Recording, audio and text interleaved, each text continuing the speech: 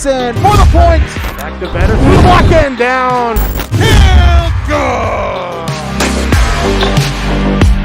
Back to pass.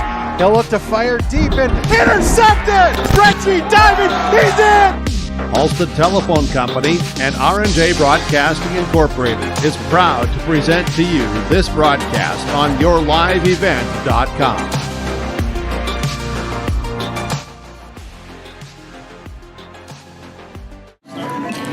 Welcome in, everyone. It is Rivalry Week continued here in Aken. We are expecting a fun one tonight. It is the battle for the stump game tonight between the 3-2 Crosby-Ironton Rangers and the 4-1 Aken Gobblers. Welcome into the broadcast, ladies and gentlemen, on Skeeter 101.5, simulcasting on yourliveevent.com. Noah Caruso, Lance Bauman with you here tonight. And first off, Lance, glad to be back in the booth here with you for the stump game. Another beautiful Friday Night Lights here with you, Noah. It's going to be awesome. And you know, Lance, before we get into this, I've been trying to do this history here and trying to figure it out. I need you to tell me the history of the stump game a little bit. Well, it goes back to, I want to say, the early to mid-90s. Crosby and Aken have always been a rivalry teams back and forth. There's a lot of great neighbors back and just fun football. And the Gobblers decided to come up with a stump, and they've passed it on back and forth as a traveling trophy. Not to be prejudiced or nothing, but I think Gobblers have had it a couple more times than Crosby. All right. Well, I tell you what, it's like a good college game. You always feel that atmosphere a little amped up more when there's a trophy on the line. But we're expecting a great crowd here tonight. Of course, these two rivals not separated by much. The Aken Gobblers entered this game at 4-1 on the season. We were with them last week for the 28-0 win over Rush City. And you know, Lance, it was a slow start for them in the first half offensively. So we're expecting maybe some changes offensively tonight. Probably for sure. And Crosby's really good as a passing game too. They got a good line and they stay covered and they do a good job with the hands. And you know, hats off to young Eldon McLean over there, number 3. He's told that he's got some of the better hands. And again, when we talk about rivalries back and forth between Aken and Crosby, and it's one of my good classmates that I played football with and grew up with. This is his kid, Eldon McLean, and super fun young kid to watch play over there for Crosby.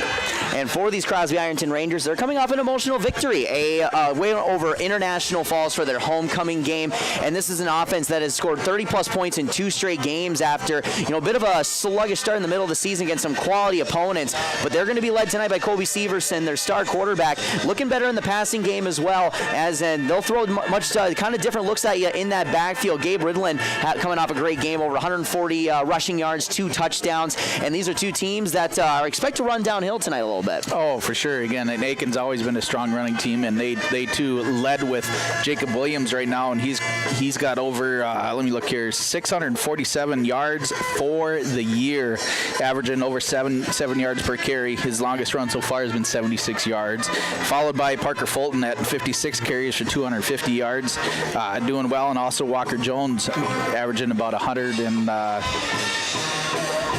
he's at 26 carries for 150 yards, averaging 5 yards per carry. So those 3 backs for the Gobblers in the wishbone, which they like to run a lot, change it up into the eye. But again, they're doing really good. And every game, the Gobblers have to work on their line, and they have continuously improved.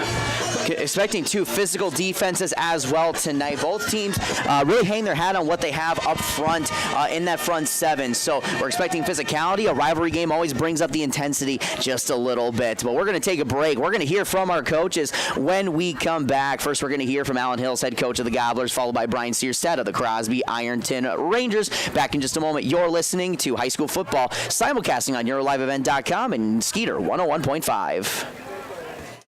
It's been more than just a family tradition since 1938. Purchasing a new Ford car, truck, or pre-owned vehicle from Aken Motors. Family owned and operated. Aken Motors offers you a stress-free car shopping experience. Need an oil change? New tires? Check out the low-price tire guarantee. Aken Motors has a full service department with factory-trained Ford technicians. For hours, appointments, and vehicle inventory, visit AkenMotorsCO.com. Every Wednesday night at 7, watch the YourLiveEvent.com Coaches Show presented by the Hillsborough Economic Development Corporation. Stay up to date with the latest goings-on in the region, as we'll hear from area coaches in North Dakota and Minnesota. Plus, we'll highlight area high school seniors on their achievements in the classroom and on the court with our Senior Spotlight. That's the YourLiveEvent.com Coaches Show presented by the Hillsborough Economic Development Corporation, Wednesday nights at 7 on YourLiveEvent.com. Welcome to Aken. Welcome back to pregame coverage here on Skeeter 101.5 and YourLiveEvent.com. Battle for the stump today for Friday Night Lights as the Crosby-Ironton Rangers visiting the Aken Gobblers. Alan Hills, head coach of the Gobblers, joining us. And coach, you guys are sitting at 4-1 on the year. You're coming off a win against Rush City, and obviously you've mentioned that you don't think this team is even playing their best football yet. And how has the team been able to respond to that in practice this week, getting ready for a pretty big rivalry game? We've had a really good week. We made a couple of adjustments on offense as far as personnel, where guys are playing and moving a couple of guys around. I think that'll benefit us, and we've really preached communication all week. It's something we need to do a better job of all the time, of letting each other know what we're up to and what's going on, that we don't need to have secrets out there. And it helps us do what we do best, which is get downhill and make sure we're on assignment. And, Coach, I know that all year you've thrown different wrinkles into the offense. And obviously, last week you didn't get off to the quickest start. And without giving away too much, of course, what are some of the changes we can expect today to get this offense rolling early? We're not really going to do anything different than we normally do. You'll see us pretty much live in our wishbone with sprinkling a little bit of eye and run it downhill.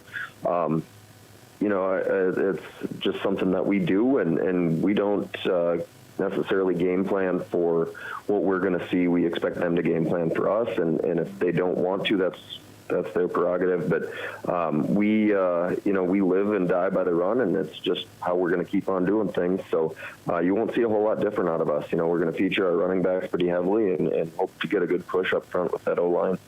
And transitioning over to the other side of the football, Coach, the defense has been great this season, coming off another shutout victory for you guys. And what's really the confidence that this team is playing with, or that side of the football is playing with right now? And you obviously got a lot of talent in the front seven, and they've been playing great. But how has that confidence been transitioning over into practice throughout the week, and just really how they've been getting better and better as the weeks come along? The kids have played great. I got to give a lot of credit to Coach Smith, our defensive coordinator. He does a great job week in and week out scheming things up for us and keeping it as simple as we can while, definitely taking away the things we need to try to take away. And the kids have done a great job of responding to that. It's nothing new. Our defense is kind of what we hang our hat on most years. So, but we're getting great work out of our linebackers, Walker Jones and Brecken Williams in particular, and Kanye being back and kind of owning the middle is huge for us. He's huge himself, and he eats up 2 or 3 blockers at times, and it really frees up those linebackers to make plays. And obviously this rivalry, Coach, it's the talk of the two towns competing. You got the best of them last year in shutout fashion, winning 34-0. And obviously with high school sports, things change throughout the years. But, from what you were able to see last year and, from seeing film this go around, what are some of the things that you've noticed Crosby-Ironton, what to expect, and some of the game plans you're going to be wanting to execute tonight? Defensively, historically, they're a 4-4. It's what they've shown on film, but, we don't generally see exactly what teams are running all the time because they want to get more in the box to try to combat the run. So we'll see what they do. It could be some 5 front, could be some 4.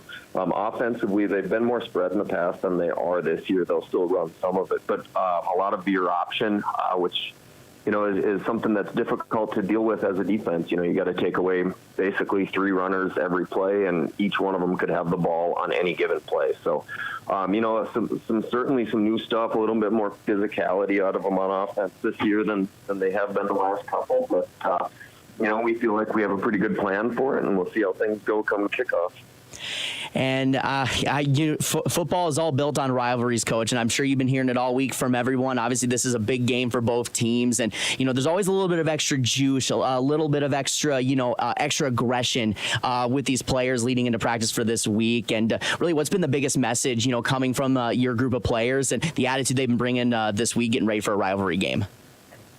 We downplay the rivalry. A lot of people lean into it. We go the other way. Just another football game for us. It's a section game, district game. So it's a big game regardless of who it is.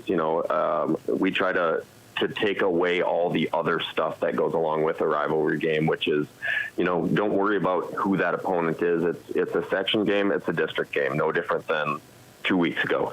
And so we try to eliminate some of the outside noise and try to just get them focused like it's a regular football game. It's not entirely possible, but it's what we've done through the past, and it seemed to work and help us. So that's our approach. We don't make it bigger than it is, and hopefully we can come out on top again. Should be a lot of fun tonight, Coach. As always, appreciate the time. Best of luck tonight. Thanks. Alan Hills, head coach of the Aken Gobblers, joining us for pregame. Back in just a moment. You're listening to high school football on Skeeter 101.5 and yourliveevent.com. Welcome back to pregame coverage here in Aken on Skeeter 101.5 and simulcasting on yourliveevent.com. Big matchup tonight here in Aken as the Gobblers play host to the Crosby-Ironton Rangers. We are joined by head coach of the Rangers, Brian Searstad. And Coach, as always, appreciate the time right before a game day. And, we're already 6 weeks in, Coach. I don't know if I can believe that. No, it always seems like it just flies by. I think you just start in August, and then all of a sudden it's October. So right. Here we are. And, Coach, it seems that just yesterday we had our first conversation about this team, and, you wanted to see a lot from the offense in the backfield. And, looking at guys like Gabe Ridlin, he had a fantastic game against International Falls, and you guys are coming off a big homecoming victory. And with that, how has the team been able to respond in practice this week after getting such an emotional victory? Yeah, second half was kind of in I Falls' favor, and we just did just enough to hold on to a win last Friday night on homecoming. So hats off to our guys just for keep battling, and just a different situation being up, I think it was 22-8, and they just adjusted really well to some of the things that we're doing, and then they found some holes in our defense and took advantage of them. So this week in practice, we've been just working on fixing those holes and, getting back to fundamentals of tackling and just doing the basic things better.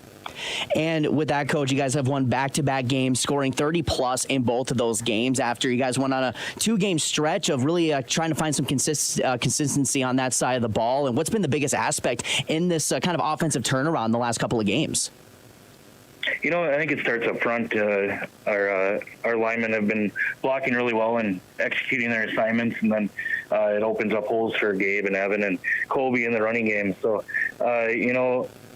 we want to run the ball as much as we can, and then we also like to play action pass and then take shots deep with Jordan.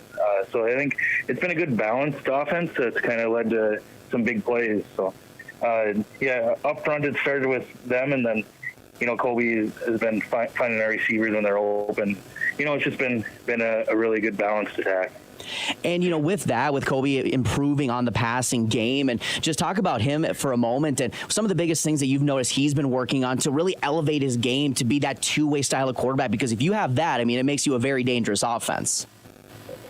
Yeah, he's really shifty when he gets out in the open. So just getting his reads in the passing game and then knowing when to put the ball down or tuck it away and run, get some yards for us, which he did on last Friday against High Falls when things weren't there. So, you always have a chance with him with the ball in his hand. And you go against this game against Aken, and of course a rivalry game, but this is could be a physical game. And obviously both the defenses have a lot of talent and have really prided themselves on that side of the ball this season. And for what's been the message in practice this week, when in terms of wanting physicality, or really just what you kind of the attitude you want from this team coming into this game. Yeah, we always want to be physical on both sides of the ball, and especially up front on the O-line and D-line. And that's where it's going to start. We need to be more physical than them and set the tone early. That way, both teams have really good defenses. They're good at stopping the run. And so, we're going to have to be consistent in the run game and stopping the run and stopping their big plays. They got big play capability with their running back. So we just got to be physical up front and then make the tackles when they come to us, and just not do too much. This game, with being a rivalry game, emotions can get high, and I know they will. It always does. So just keeping our emotions in check, so to speak, and then just play the game. And Coach, how have the players been handling those emotions this week? Because you always get a little extra juice, a little pop in practice, knowing who's coming up on Friday. But how has the team been able to really channel that energy and translate that into a good practice? They've been really, really ready to go. They've been a little feisty in practice, which is good to see, a little fire under them in practice against each other. And, they really want this, not only, we're moving in the right direction, but, a rivalry game, getting a win, and also a big section win. We're neck and neck in the section rankings, so it's a big one all around, just to keep us moving in the right direction. And Coach, they got the best of you last year, but things change as the years go in high school football, high school sports in general. And, obviously, I'm sure you've looked at last year's film. You've seen what they've been able to show so far on their film. What are some of the things that you've noticed with them, what to expect from them, and maybe some tweaks that you might want to make in terms of from last year to this year? Yeah, we lost a lot of guys from last year, and, a lot of injuries came into play in last year's contest. So I think we had like 3 two-way starters go down in the first 2 series, and I think it was like bang, bang, bang, back-to-back plays. So, that kind of threw us for a loop, and we had to make some adjustments, and, and that's high school sports. Things happen like that. And, this year's a new year, and our guys are ready to go, and we got a lot of good playmakers and a lot of good guys up front that are doing a really, really good job. So, against Aken, we got to stop the run. The Williams kid is a special ball carrier, and he can explode for a touchdown at any moment. So we just got to keep them in check, and then limit their play action passes, and just read our keys on defense and be 1 of 11. So just be consistent throughout the whole game, and when big plays happen, be able to rally the troops, so to speak, and be ready to move on. So. Well, Coach, we are expecting a fun one tonight. As always, Brian, I appreciate the time, and best of luck tonight. Hey, thank you. Brian Searstad, head coach of the Crosby-Ironton Rangers, joining us for pregame coverage. We'll be back in just a moment as we inch closer to kickoff. You're listening to high school football on Skeeter 101.5, simulcasting on yourliveevent.com.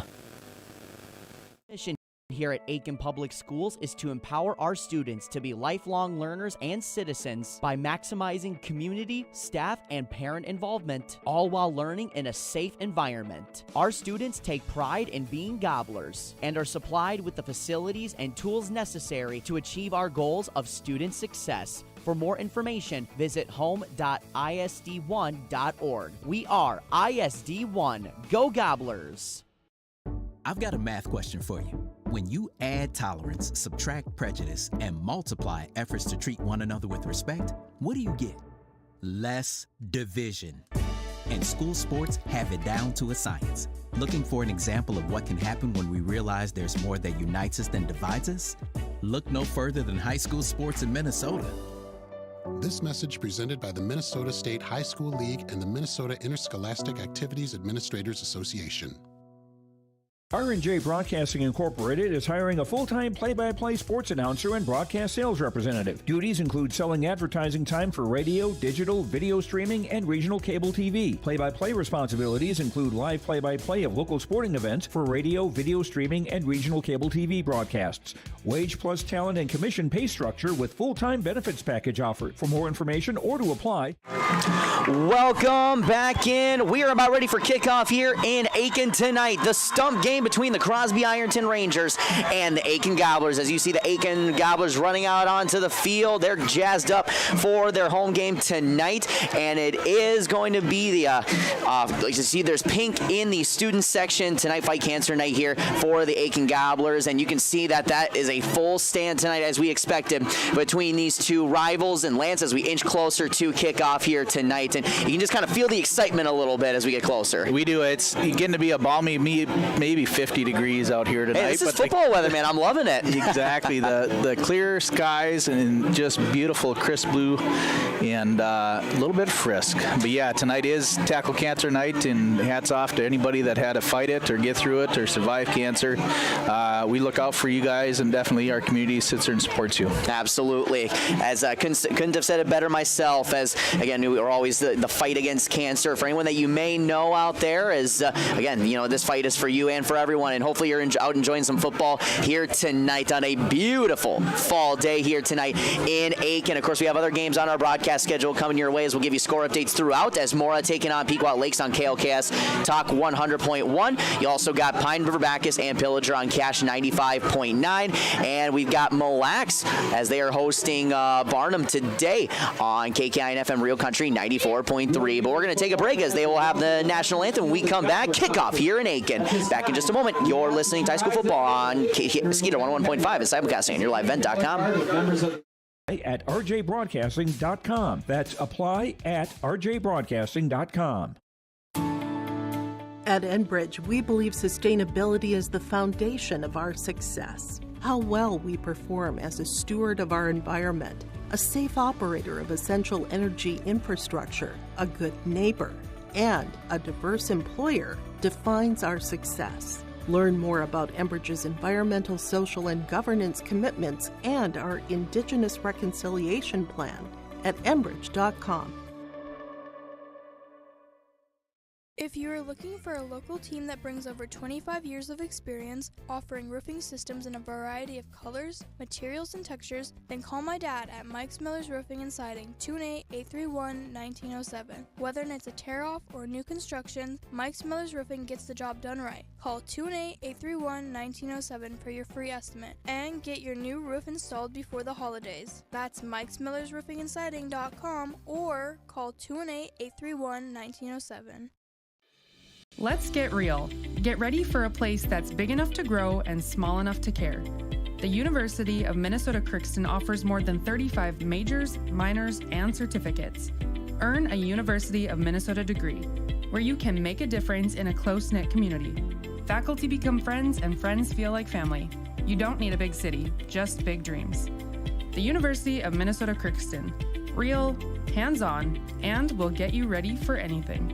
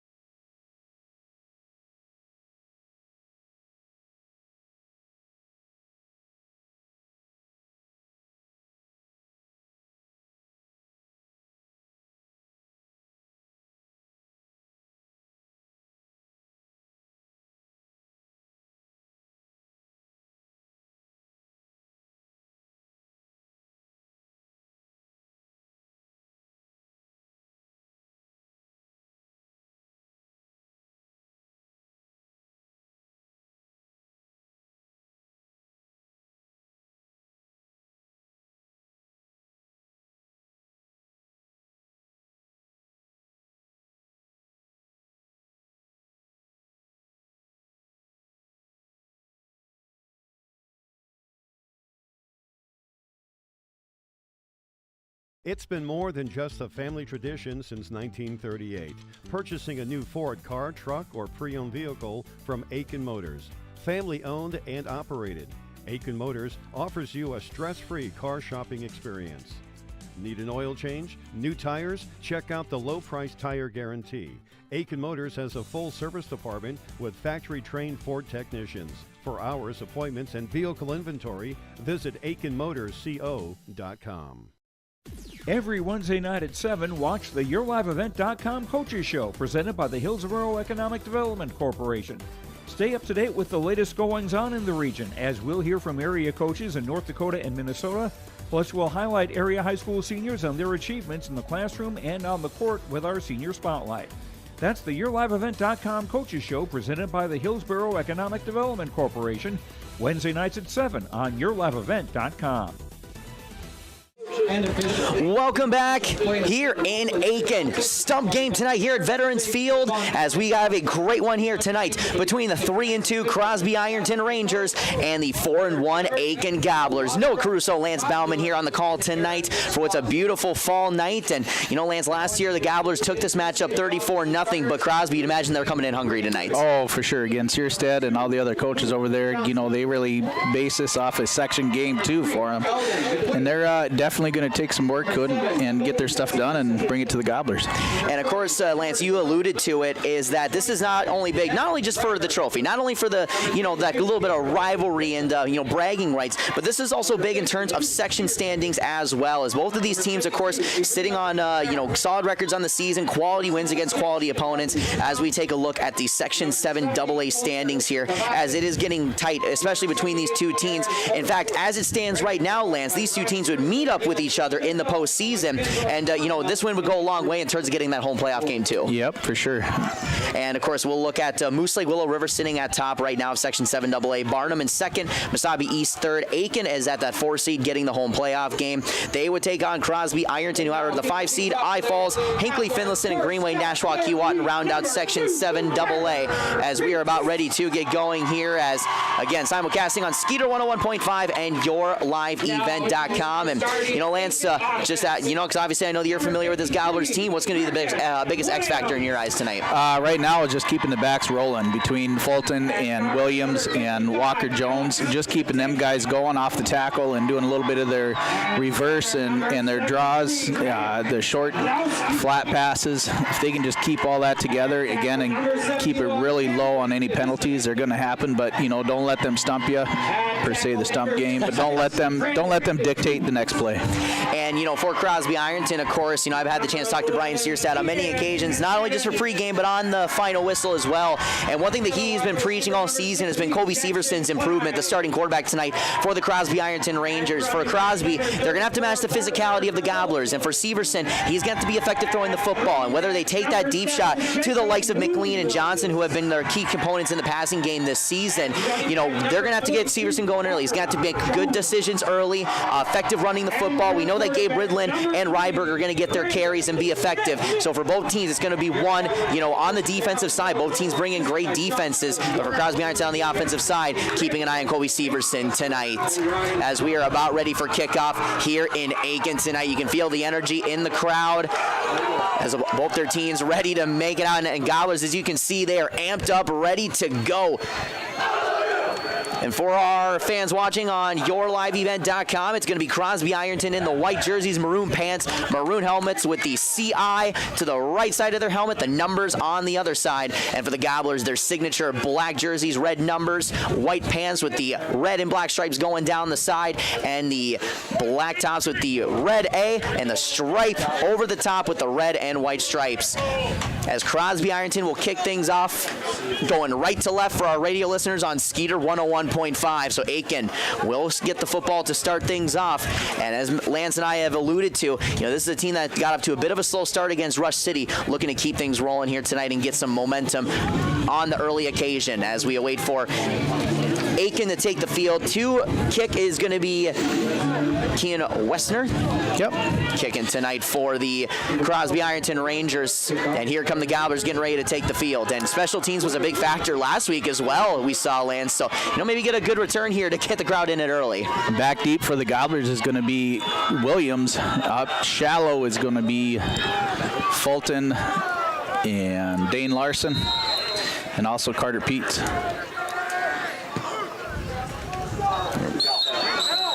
There's a short, and they're going to be down.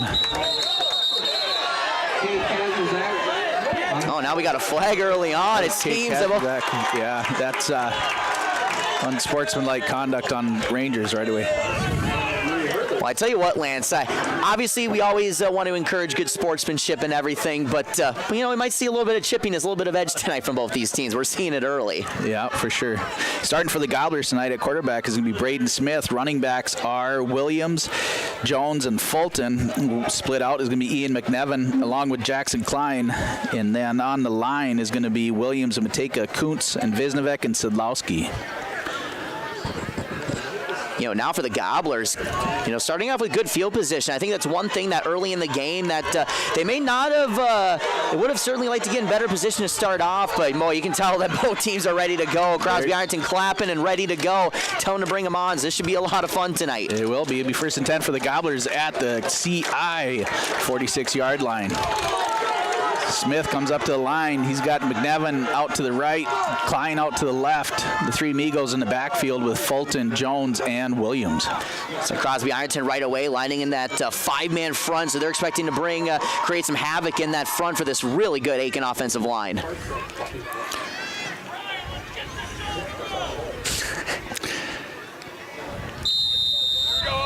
Smith under center.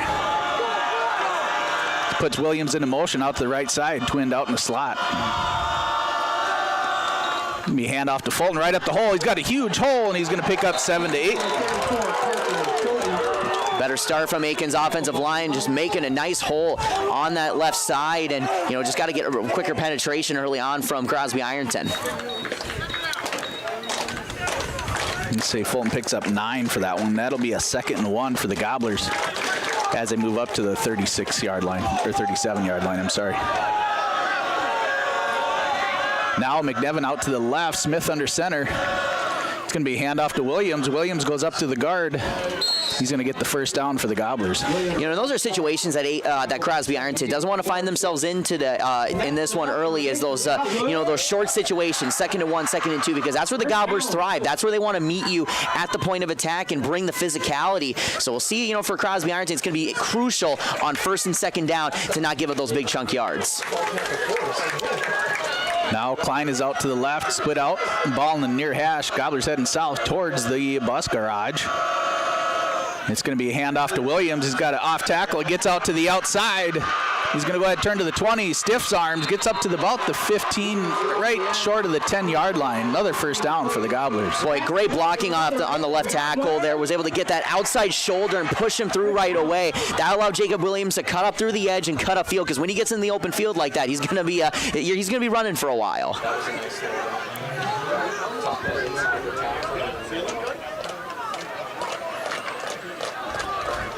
Gobblers going to come up to the line. McNevin out to the right. Smith under center. And it's going to be a handoff to Jones.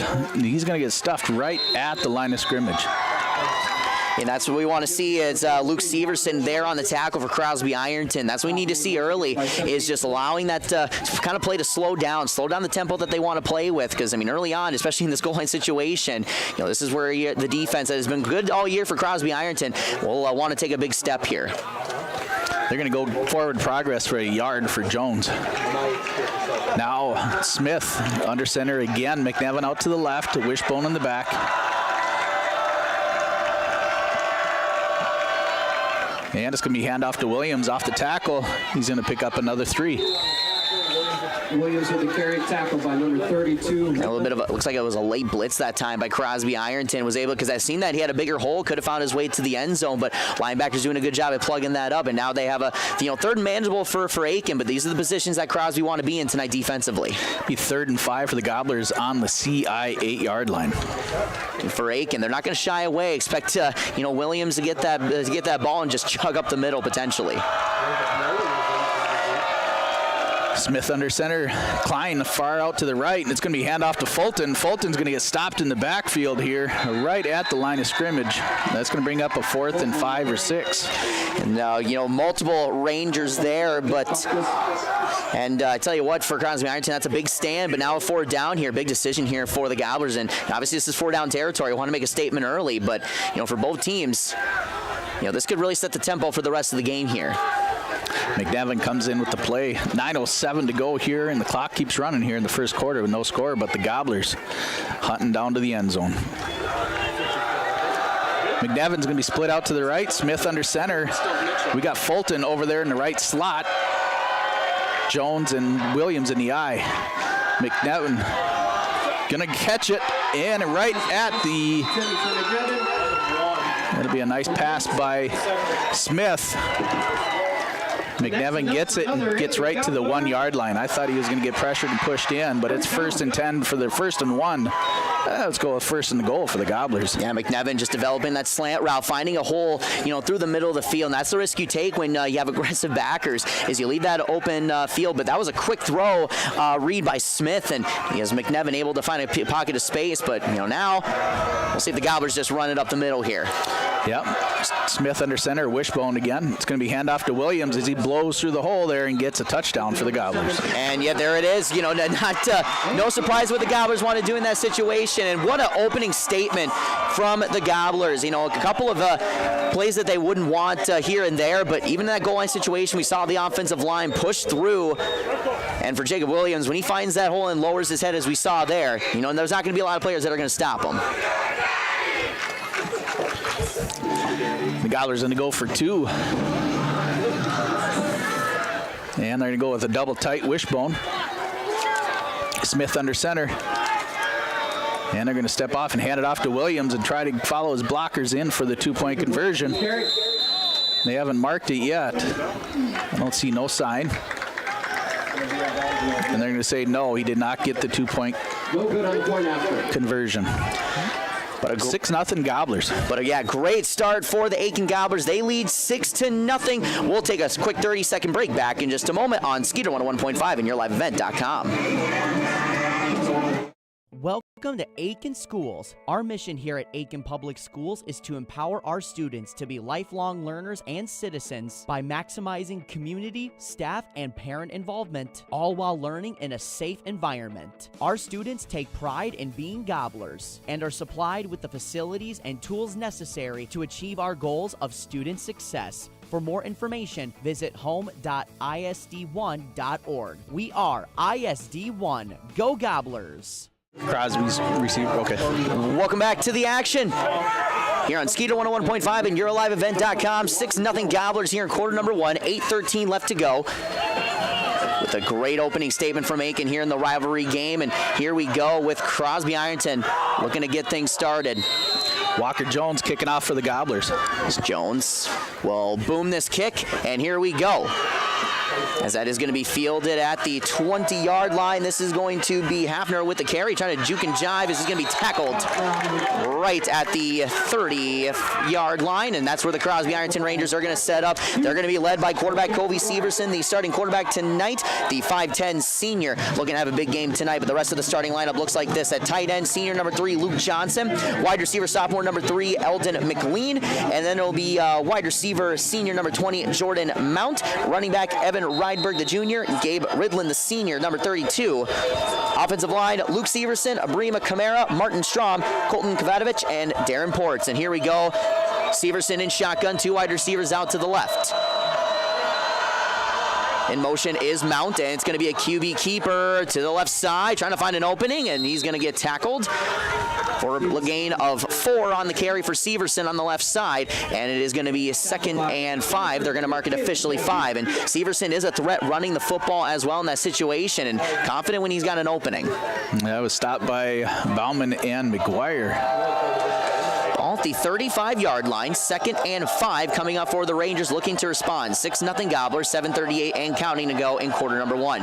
Severson in shotgun again, Ridlin to his right, trips to the left, and they're going to throw a lot of these looks at you tonight.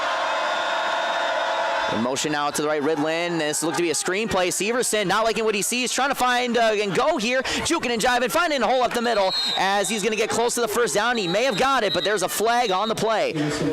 Right now, good pocket awareness by Severson. Not liking how that screen was developing, but we'll see what the flag is for. So both referees will have a word. Now was thrown after the tackle was made. As for right now, it looks like that is going to be a 5.5-yard run for Kobe Severson for a Crosby-Ironton Rangers first down, but we will see. There's a couple missed tackles there. A lot of just hand grabbing, looked like, for the Gobblers, and Severson did a good job scrambling and making something out of nothing.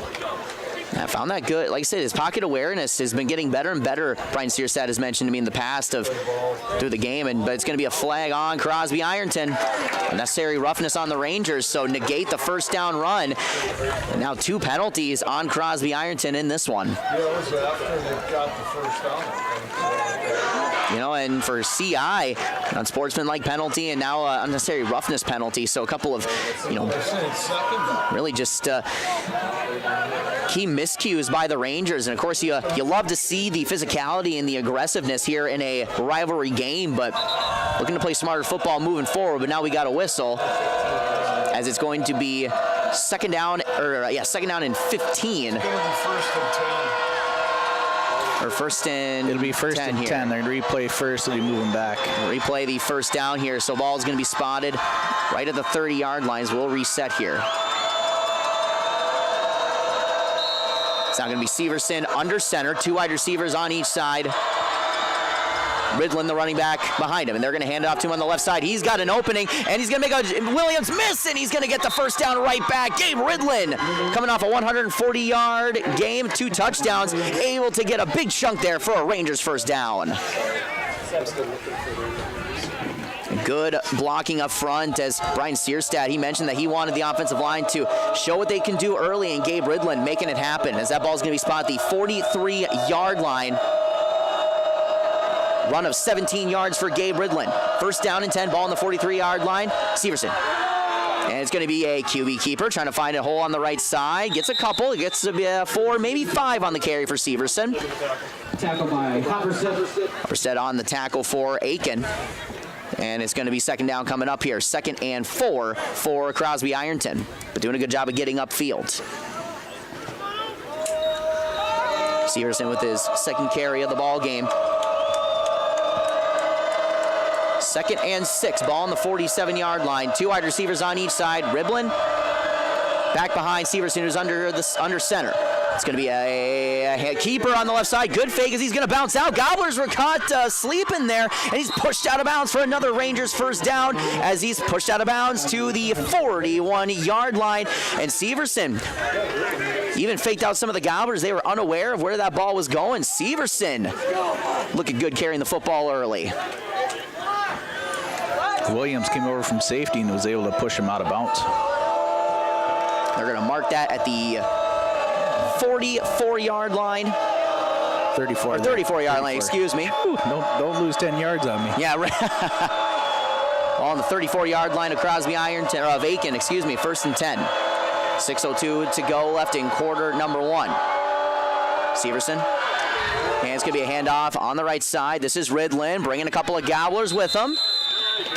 As Ridlin, another good carry that time. Gain of 5. 2nd and 5 coming up for Crosby-Ironton. Number 53, Brecken Williams. Tackled by Williams. Williams leading the Gobblers for tackles this year. An impressive response so far from Crosby-Ironton.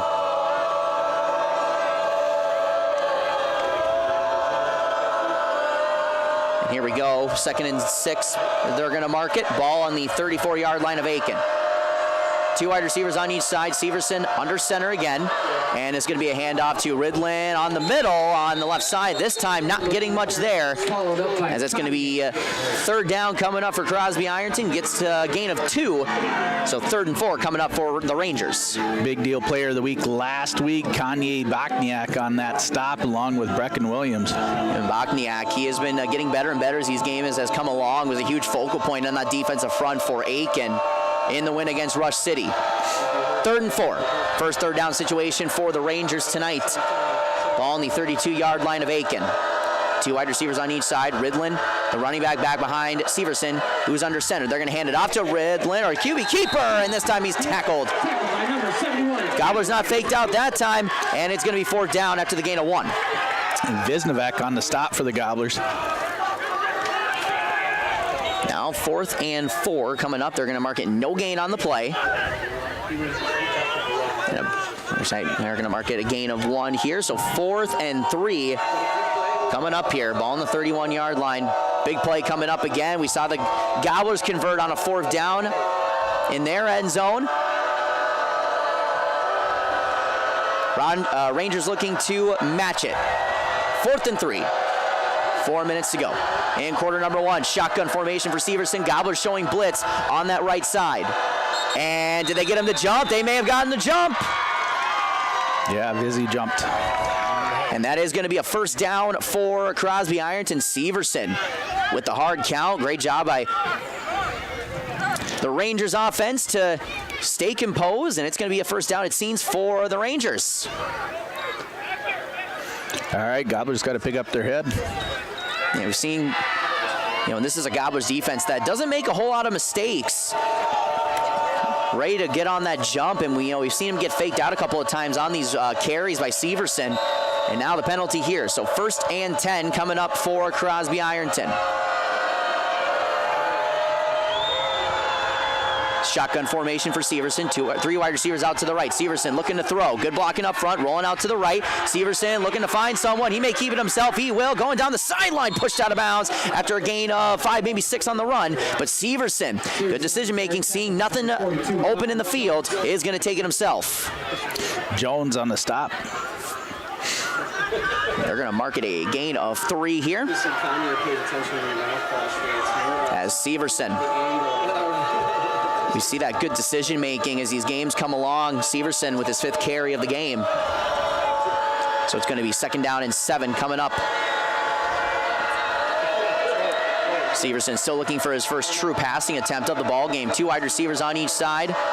Ridland to the left of Severson in shotgun. Severson, high snap, looking to throw, good protection, throws out to the left side, wide open, and almost completed there as the intended receiver down the middle of the field, Jeremy Henson, not able to corral with one hand. Severson may have overthrew him just a little bit, let him go too much. Now it's 3rd down coming up for Crosby-Ironton. We just saw that streak for Henson going down the field, and he was open. Found a good pocket of space between the secondary and the linebackers as missed opportunity for Crosby-Ironton.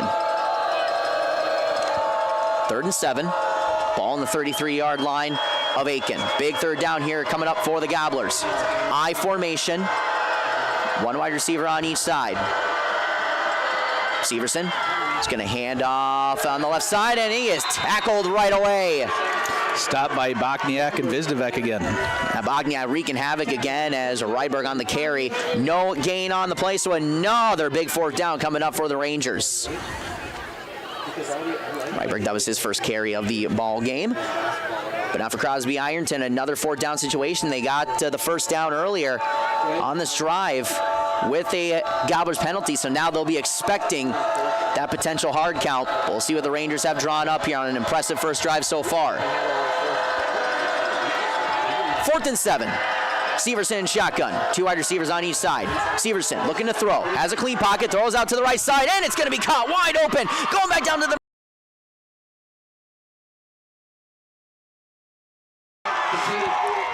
As that is Mount, one of his favorite targets.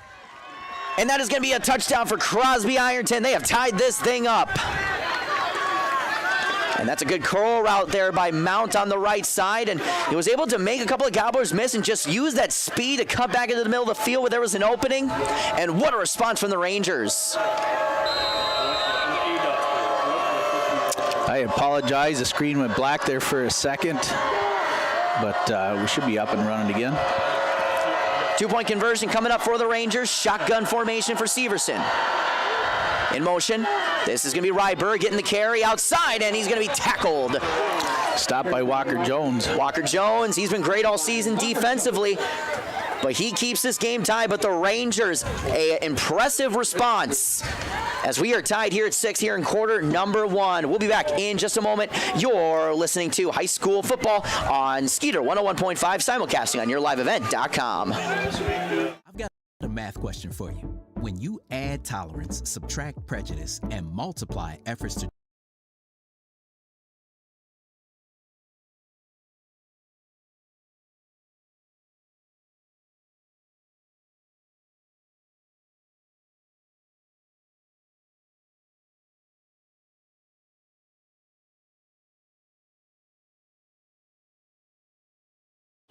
PostgameLive.com. 2:38 to go left in quarter number one. The Rangers responding on their opening drive. Both teams moving down the field on their respective opening drives. 2 failed two-point conversions, so we are tied at 6 here in quarter number one. Big play set up as Severson with a 33-yard touchdown pass to number 20, Jordan Mound, for the touchdown pass, and now the Gobblers will have the chance to respond.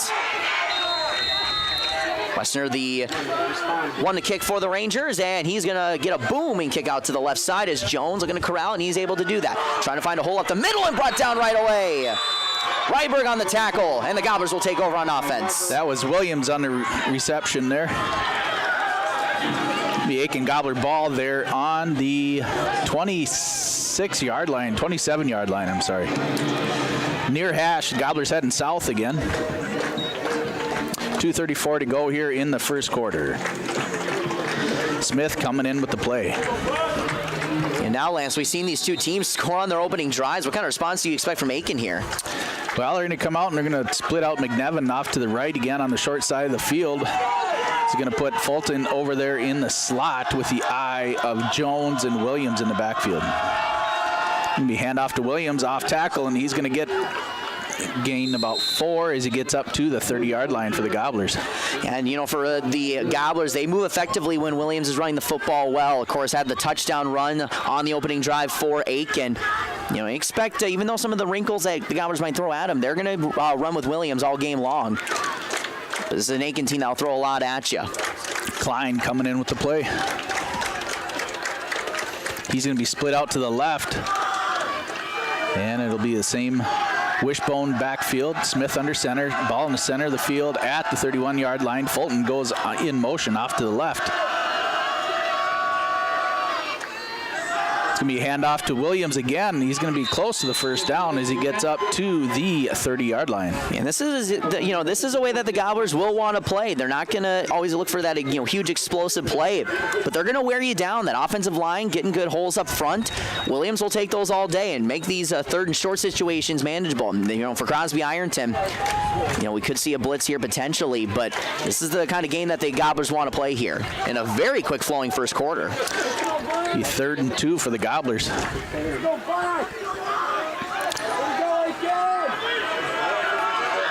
got Wagner split out to the left. Smith under center. Gobblers showing blitz, or Rangers showing blitz. It's going to be a handoff to Williams. Coming out, it's going to be close to the first down. Yeah, and that blitz worked to perfection for Crosby-Ironton, but it looks like it is just going to be enough for a first down. And that's enough for another Aken Gobbler. But you'll take those for Crosby-Ironton. If you can hold them to those short of gains when you're going to show the blitz, you'll take those all game long. Ball gets moved up to the 37-yard line of the Gobblers. McNevin comes in with a play to show Smith what to do. Ball moved back to the center of the field. McNevin out to the right. Smith under center. Fulton in the slot. And it's going to be a pitch to the outside. They're trying to seal it off for Williams. He's got a hole, and he get it around to the outside. He brings it up close to the 45-yard line. He's going to be pushed out at the 43. Next pretty good play by the Rangers defensively in terms of trying to get that edge, but Williams with a nice burst on the outside, able to make something happen there. Brings up his 2nd and 4 for the Gobblers.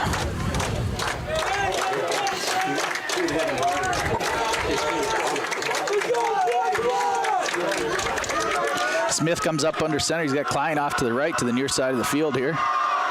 Wishbone. It's going to be a handoff to Fulton.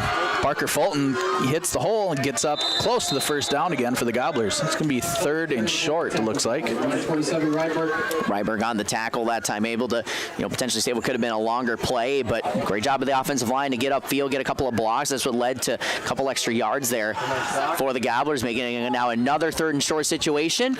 But with that, that is going to end quarter number 1, and we expected a good one here, and so far it's living up to the billing. 6-6 our score after 1 quarter of play. We'll take a break. We'll come back with quarter number 2 in just a moment. You're listening to High School Football on Skeeter 101.5 and YourLiveEvent.com. Fast nice tackle. It's been more than just a family tradition since 1938. Purchasing a new Ford car, truck, or pre-owned vehicle from Aken Motors. Family owned and operated. Aken Motors offers you a stress-free car shopping experience. Need an oil change? New tires? Check out the low price tire guarantee. Aken Motors has a full service department with factory-trained Ford technicians. For hours, appointments, and vehicle inventory, visit AkenMotorsCO.com.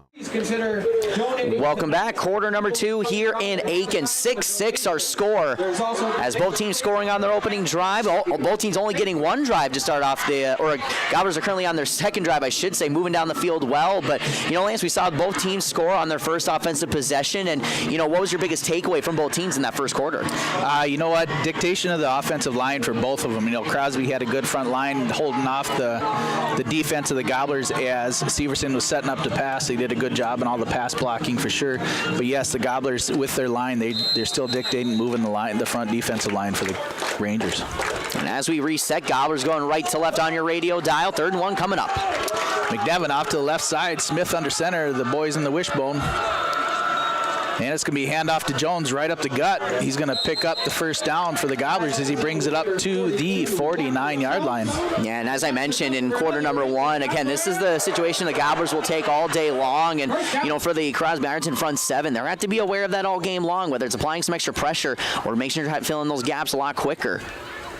Because the Gobblers will play that short game all game long and just wear you down. And the Gobblers head north on the Veterans Field here now. Klein split out to the right side. We got the I with Fulton off to the right. And it's going to be a handoff to Jones. He's going to be stopped right there, right at the line of scrimmage. And that's exactly what you want to see as a couple of Rangers there on the tackle, including number 50, 6 Jackson Skull. Severson there on the tackle as well. But, this is a Crosby-Ironton front 7 has gotten a lot of praise this season. Seeing it on that occasion, they have many different guys. Of course, when you're on a 5-man front, you got to have many different rotating players in.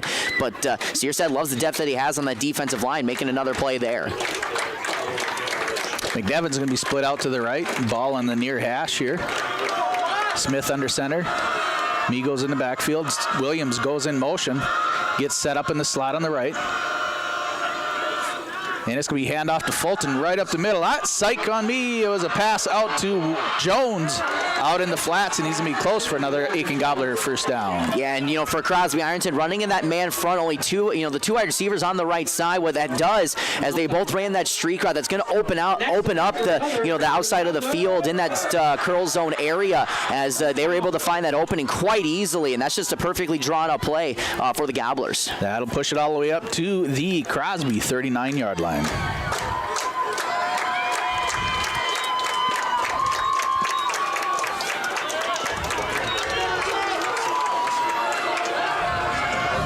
Smith under center. Fulton over here in the left slot. It's going to be handoff to Williams off tackle. He'll be stopped at the line of scrimmage. See, now that the Rangers, they got to worry about potentially the throwing ability of Smith on this drive, as he's able to throw for a first down after pretty much a similar play. Crosby-Ironton doing a good job so far in the last couple of plays, controlling that line of scrimmage. Another short gain for the Gobblers. Klein comes in for the Gobblers. He comes over, split out to the left. Wishbone again. Smith under center.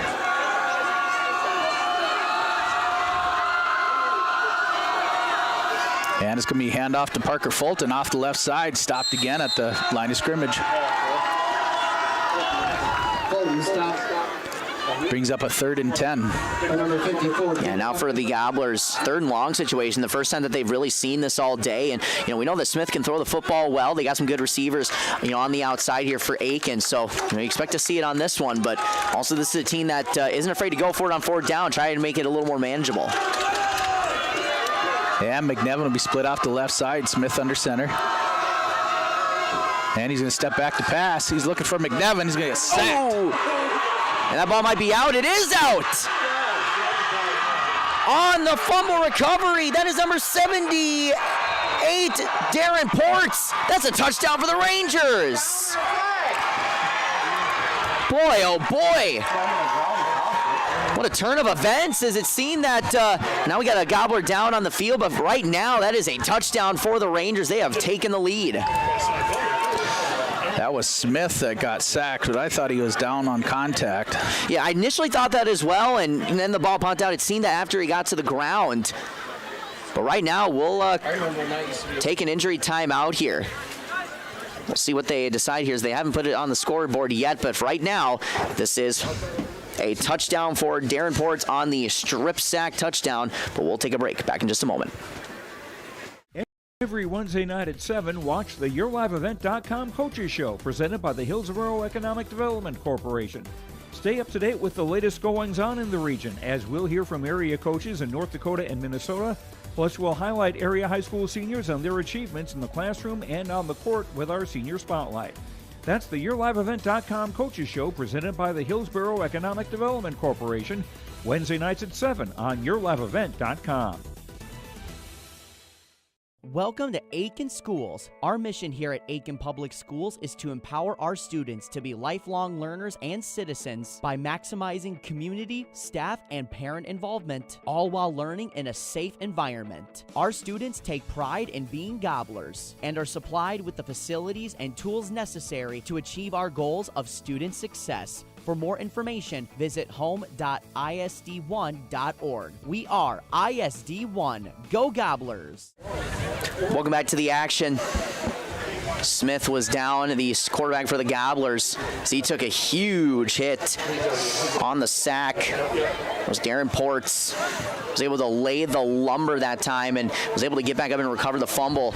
As of right now, it stands as a 61-yard fumble recovery for a touchdown for Crosby, but right now the referee's having a word here. They haven't marked on the scoreboard yet, so we will see what the decision is. But now we'll have to keep an eye on Smith, as he got rocked on that sack.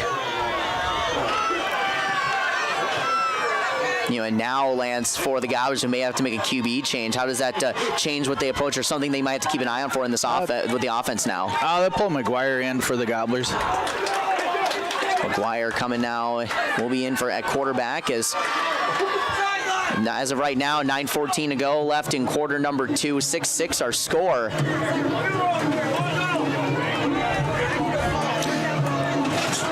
And they're going to bring it back to, he was down. Yeah, so look, so they are going to mark it back. So it is 4th down after the sack. So nonetheless, a big stop for the Crosby-Ironton Rangers, but wipe the touchdown on the board. So we're still tied at 6. Brings up 4th and 20 for the Gobblers. Ball now pushed back to, looks like the 47-yard line of the Gobblers. And McDevin's going to play. He's going to go ahead and punt it.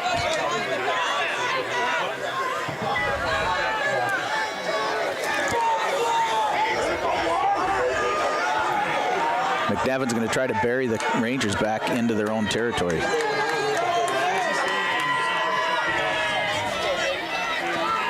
Keep an eye on Mount. He's got some speed there, back returning the punt.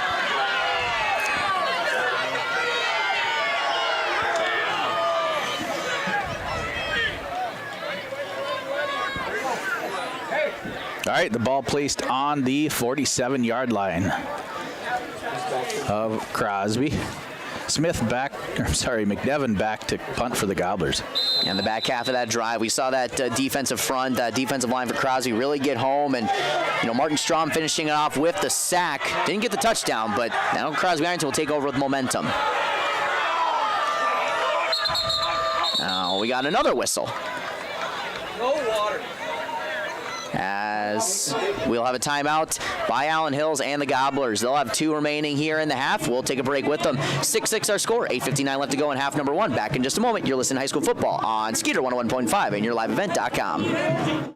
I've got a math question for you. When you add tolerance, subtract prejudice, and multiply efforts to treat one another with respect, what do you get? Less division. And school sports have it down to a science. Looking for an example of what can happen when we realize there's more that unites us than divides us? Look no further than high school sports in Minnesota. This message presented by the Minnesota State High School League and the Minnesota Interscholastic Activities Administrators Association.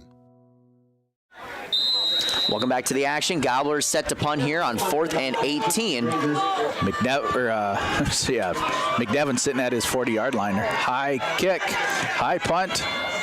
And it's going to come down about the 30-yard line and take a Gobbler bounce, and comes back to Crosby. It's going to be stopped at the 33-yard line. And that's where the Rangers will set up. Great field position as that high snap allowed a little bit of pressure. And now Crosby-Ironton will take over. We're able to get the big defensive stop here. As we'll give you some score updates here, as Pequot Lakes up 14-0 over Mora after 1. Barnum up 6-0 over Mille Lacs after 1, and 6-6 over in Pine River Bacchus between PRB and Pillager. Rivalry renewed there, and we're 6-6 here in quarter number 2. So it's going to be 1st down and 10. Ball's going to be spotted officially at the 32-yard line with 8:49 left to go. Severson is in shotgun. 2 wide receivers out to the right side. It's going to be a handoff. He's going to bounce outside. This is Ridlin on the right side, trying to cut back upfield. Able to get some good yardage on that one. 5 yards for Ridlin, and it's going to be 2nd and 5 coming up. Stopped by Hopperstead and Jones. 30 yards rushing on 4 carries for Ridlin. It's going to be spotted at the left hash for our radio listeners. Rangers going left to right on your radio dial. For our YLE watchers, Crosby-Ironton in the white, Gobblers in the black.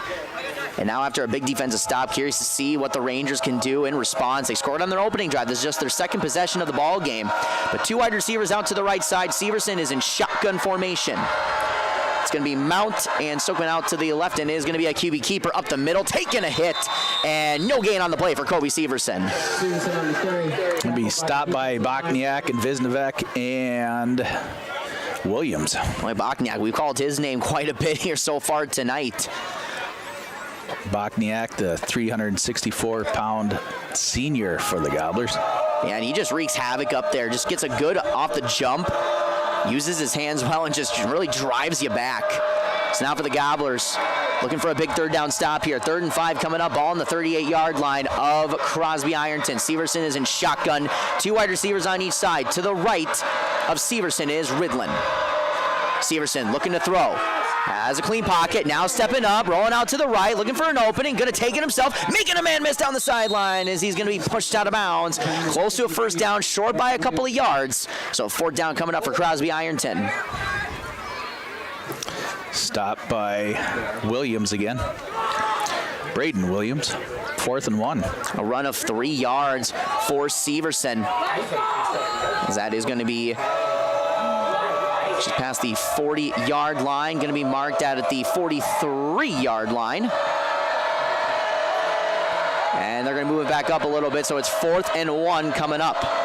So a run of 4 yards for Severson officially. Big 4th and 1. Ball on the 41-yard line. Severson under center. 2 wide receivers on each side. It's going to be a QB keeper. Severson trying to push through. He was close. Severson on the QB sneak, and we'll see where they mark it. Could see a Stonemark land and surveying chain gang measurement, but we will not. Severson needed a yard and got it. 1st down, Crosby-Ironton. So now with 7:10 and counting to go here in quarter number 2, still tied at 6, but again, the Rangers have been effective so far on 4th down. Their 2nd 4th down conversion, or excuse me, their 3rd 4th down conversion of the ball game. One of them even going for a touchdown. So now we reset here. Ball on the 42-yard line of Crosby-Ironton. 1st and 10. Shotgun formation. The middle hash. Rangers looking to throw, and it's going to be a fake and a good lead pocket. Now down the middle, this is Henson. It's going to be complete. Breaking a tackle as he's going to be pushed, or he's going to be brought down past the 45 to the 44. See where they mark it, but right now a 1st down for the Rangers. Severson finding that middle of the field open again. Severson just with a good fake that time. He's been doing a great job at faking out the linebackers so far, and that's what opened up the middle of the field for Henson in this ball game. Henson with his first catch. They're going to spot the 34-yard line. And it's going to be a handoff. Ridlin on the right side. He's got an opening. Jukin and Jiva trying to make players miss, and he's going to be brought down for another Rangers 1st down. Gain of 15 on the carry for Ridlin. Jones on the stop. Now the Rangers in business again. 5:55, the clock is running here in the second quarter. 6-6. All set up by the gain of 22 yards on the completion from Severson to Henson. 1st and 10, ball on the 15-yard line in the red zone. Severson, handoff to Ridland on the left side. Had an opening for a minute, but closed out quickly by Aken. Tackle by number 71, Visnevec. Visnevec on the tackle. Gain of 3 on the carry for Ridland. 2nd and 7 coming up. Rangers in the red zone. Looking to take advantage. We are tied at 6 here in quarter number 2. 5:17 to go in the half. Big plays have been plentiful for the Rangers so far. 2nd and 7. Severson, shotgun formation. 2 wide receivers out to the right. Severson looking to throw. He's going to find the end zone. Henson, it's a touchdown. Henson on the slant route. A 14-yard touchdown pass from Severson to Henson. And the Rangers take their first lead of the game. Henson, he's got lengthy size. Running in the slots, that's really just a mismatch, really no matter who you throw at him. And Jensen with a good burst off the line found that slant route again. Middle of the field open for Crosby-Ironton. They've been effective on it, and the Rangers now take a 12-6 lead here in the half. As the Rangers will line up for a 2-point conversion. Severson in shotgun. Looking to throw again. Severson to the right side. Slant route caught, and it's a 2-point conversion. As that time, the 2-point conversion caught by Hafner, and it is going to be a 14-6 ball game. Crosby-Ironton coming on the road and taking the lead. 4:58 left to go in the half. Back in just a moment. You're listening to high school football on Skeeter 101.5 and yourliveevent.com. Incorporated is hiring a full-time play-by-play sports announcer and broadcast sales representative. Duties include selling advertising time for radio, digital, video streaming, and regional cable TV. Play-by-play responsibilities include live play-by-play of local sporting events for radio, video streaming, and regional cable TV broadcasts. Wage plus talent and commission pay structure with full-time benefits package offered. For more information or to apply, email apply@rjbroadcasting.com. That's apply@rjbroadcasting.com. Another impressive drive here for Crosby-Ironton. As it is the Rangers who are on top 14-6. As the touchdown pass again, Severson with his second touchdown pass of the game. Henson with the 14-yard touchdown catch. 2-point conversion's good, and it's a 14-6 ball game. Severson looking good so far tonight, and they will kick back off to Aken looking to respond. As kicking this time, it is going to be Wessner, and it's going to be a line drive as that is going to be received as Carter Peets has got it. Peets, and he's going up the middle with the hole, trying to push for the 50 past the 45 to the 46, maybe the 47, but that's the response, and you're seeing how hyped up Peets is for the Gobblers as they reset, looking for a big answer. Peets with a nice return. McGuire coming in to play quarterback for the Gobblers. Jake McGuire, number 12. 4:51 to go here in the first half. Gobblers trail 6-14. McGuire will be under center. McDevitt off to the right. Wishbone in the backfield. Ball on the 47-yard line. It's going to be fumbled, picked up right away. Williams has got it. He's got a huge hole and blasts through for the first down. Gets over to Crosby. 40-yard line. Yeah, now we might see a little bit of aggression here from the Gobblers. A little angry running there by Williams that time. So he's going to be tackled at the 40-yard line. That's exactly what the Gobblers drew up here on that first play of the drive. Nice 15-yard run for Williams. 1st and 10 from the CI 40. And it will be McDevitt split out to the right again. McGuire under center. Be Fulton over in the slot with the eye. Lead block, Williams gets it. Gets a hole up through the right side. Picks up 3. Williams off tackle. Tackle made by Skull. It'll be 2nd and 7 for the Gobblers.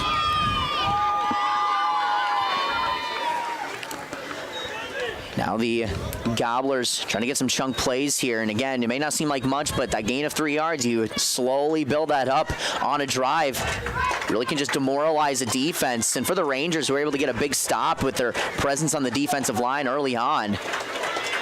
Gobblers looking to respond here. Klein off to the right, ball in the middle of the field. McGuire under center with the wishbone. He's going to put Williams in motion. He goes out to the right and slot. And it's going to be handoff to Fulton. Fulton, nowhere to go. Now flying in on the tackle, number 51, Barrett Katzenberger. Katzenberger, he smelled that right away. You could see him coming from his middle backer position, just ran up quickly to fill in that hole. And now it's third and pretty long for the Gobblers. And again, situations that they don't want to be in. The Rangers defensively have had their game plan work pretty well tonight so far. Fulton, the sophomore for the Gobblers. Sorry, ninth grader, I believe. Ninth grader. And he'll be in the slot. McNevin split out to the left. It's going to be a pitch over to Williams. He's going to try to get around the outside here. He caps the end. It should be close to the Gobbler first down. Now they're going to push it back to about the 33-yard line. It's going to be 4th and 3 for the Gobblers. But that's exactly what you want. And again, this is a Gobbler team that they're not going to shy away from these 4th and manageables, and that makes it a much easier situation here on 4th down. And now you got for Crosby-Ironton, you have to worry about the three, as you say, Lance, the three amigos back there. Any of them can get the carry. If we can, Fulton, who's got that big power burst, Williams with the speed. We'll see what the Aken draws up here. Be 4th and 2. McNevin off to the right. McGuire under center. Be a pitch over to Williams to the wide side of the field. He's trying to get around that corner, and he cuts up, and he's got the first down. Jacob Williams around the edge. That's a good job again by Martin Strom, who had the sack on the last drive, was really able to set the edge, but that's a play all set up by Severson. And we talked about it. Once he gets to that outside and can get the Jets running, he is going to be running for a while with great awareness of where that first down marker was as well. Williams gets a first down, brings it up to the 27-yard line of the Rangers. McGuire under center. McNevin split out to the right side of the field on the short side. And it's going to be handoff to Fulton again. Nowhere to go. Fulton up the middle. Stop made by Katzenberger. Katzenberger again on the tackle there. Katzenberger flying all over the place on this drive. But late in this, later as the downs come along, we're starting to see a little bit of extra juice here. Second wind from the Gobblers offensive line, as the last couple of drives haven't been good in early downs. But they're trying to set the tempo again here to not put themselves in this situation. 3 Migos in the backfield. McGuire under center. Klein split out to the left. Ball in the center of the field. It's going to be handoff to Williams. Williams tries to find a hole and picks up a couple. Gobblers have been effective in these 3rd and 5 and shorter situations all night tonight. And, now with a 3rd and 5 coming up, they can come at you in many different ways. Can kind of see if what Crosby-Ironton, if they're trying to set the blitz, potential man situation that could open up, quick throw out in the flats. But ball pushed up to the 22-yard line. McNevin goes to the short side of the field, off to the right. 3 Migos in the backfield. McGuire under center. And it's be handoff to Williams. Tries to find the hole and keeps on driving. He's going to be short. And it'll give him 3-yard gain on there. Evan Ryberg. It'll bring up actually a 2-yard gain, 4th and 3 to go. And Ryberg on the tackle that time as Crosby-Ironton trying to get another potential stop here, 4th down. And, for Aken, this is a team that doesn't really seem to get nervous here on 4th down situations. You understand that it's a big play, and, of course, a big drive as we're under a minute now here in the half. And, the Gobblers taking their time with it. So, of course, if they get the first down, clock will stop and get something going quick. McGuire under center. The Rangers are going to go ahead and, the Gobblers are going to take a timeout. Timeout, Aken. 45 seconds to go here in the first half. Gobblers trying to get the first down from the 20-yard line. They got to get up to the, looks like the 18-yard line. Need 2 yards to go. We'll just keep it right here with minimal time here in the half. Lance, what do you expect from the Gobblers here on another crucial 4th down here? They're going to hand off to Williams. As, it's been their go-to all night tonight for good reason. Obviously, Williams having a fantastic season. And again, just that good mix of when he runs up the middle, he's going to come at you like a freight train. But we saw it last time on a 4th down as Williams was able to, on the pitch, was able to find it, but if they're going to run that again, you need some good upfield blocking. But Williams can make it happen in pretty much any situation you throw at him. McGuire, the backup quarterback, again in for the Gobblers. Smith got sacked. Might be out for the game. Yeah, I know this is a Gobbler team that doesn't throw the ball a whole lot, but we'll see how that affects their decision moving forward. Of course, we'll keep an eye on Smith and what that update looks like. Maybe 4th and 2. Fulton's over here in the left slot. McNevin split out to the left, I formation. It's going to be a pitch to Williams to the short side of the field. He sees the first down marker. He's going to try to get it. Williams forced out of bounds. Jumps forward and see where they spot the ball. Looks like he may have got it, and that is exactly what happened. See, again, another pitch out. Pretty much the exact same play, but what made that a little bit easier for Williams to get, so he got that first down by about a couple of yards, is just the offensive lineman getting upfield a lot quicker on that pitch out, and that's what made it a little bit easier for Williams on that 4th down play. Ball now sitting on the 17-yard line. Yeah, McGuire under center. Fulton in the slot, I in the backfield. It's be handoff to Williams again. He's going to be met right at the line of scrimmage. Nowhere to go. Williams on the carry, stopped by Ports. Ports having a good night as well in that defensive line. Multiple Rangers there on the tackle. Timeout, Aken. Now we got the final timeout by the Gobblers. And we'll take a quick one with them. They have none remaining here in half number 1. Rangers still looking at all 3, but 14-6. Rangers lead with 34.2 left to go in the half. Gobblers looking to threaten. Back in just a moment. You're listening to High School Football on Skeeter 101.5 and yourliveevent.com. Sustainability is the foundation of our success. How well we perform as a steward of our environment, a safe operator of essential energy infrastructure, a good neighbor, and a diverse employer defines our success. Learn more about Enbridge's environmental, social, and governance commitments and our Indigenous Reconciliation Plan at enbridge.com. If you are looking for 1974. Off the Gobbler timeout. None remaining here in the half. 14-6 Rangers lead with 34.2 left to go in half number 1. But the Gobblers at the 17-yard line of CI looking to threaten here in the red zone. And we're going to be split out twins on the left-hand side with Williams and McNevin. McGuire in the shotgun. Low snap. McGuire steps up, launches the ball, looking for Williams, and he's got it. Williams still on his feet, close to the end zone. Be brought down. Looks like it's going to be a first down for the Gobblers. Boy, talk about making something out of nothing. And, seeing a relief appearance here as Jacob McGuire able to calm down, collect himself, set his feet well, and now Gobblers go quick. He's going to spike the ball. It's going to be a 1st and goal from the 4-yard line. Now back to, that first, or will be 2nd and goal after the spike here. But for McGuire here, just a great throw that time with a couple of defenders there, but just put enough precision on that throw as, again, Crosby-Ironton running man that time. Williams doing a great job out of the backfield to really run that wheel on the inside. The Rangers so far have not really been able to match the speed of Williams so far, and it's now showing in the pass game. 2nd and goal from the 5-yard line. McGuire under center, wishbone. McNevin off the left side. McGuire steps back to pass, looking on the blind side, throws it high and out of the back of the end zone. Good decision there by McGuire. He was seeing pressure right away and, didn't put in a dangerous situation, but, you don't want to get sacked, obviously, in this situation with no timeouts left. So, ended up being a good decision there by McGuire. They can reset here on 3rd and goal. Yep, 14 seconds left here in the first half.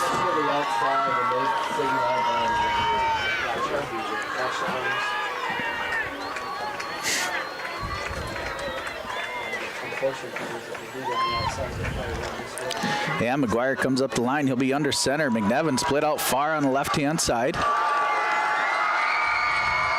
Wishbone backfield. And McGuire sets up to pass again for McNevin, bit high. Seemed there might have been a miscommunication on the throw in the route because it seemed that wide receiver was running in and I was out to the back of the end zone. So not really sure what happened on that play, but well overthrown his intended receiver. And it's going to bring up a 4th and goal for the Gobblers. 11.2 to go. This is, you want to go into the locker room.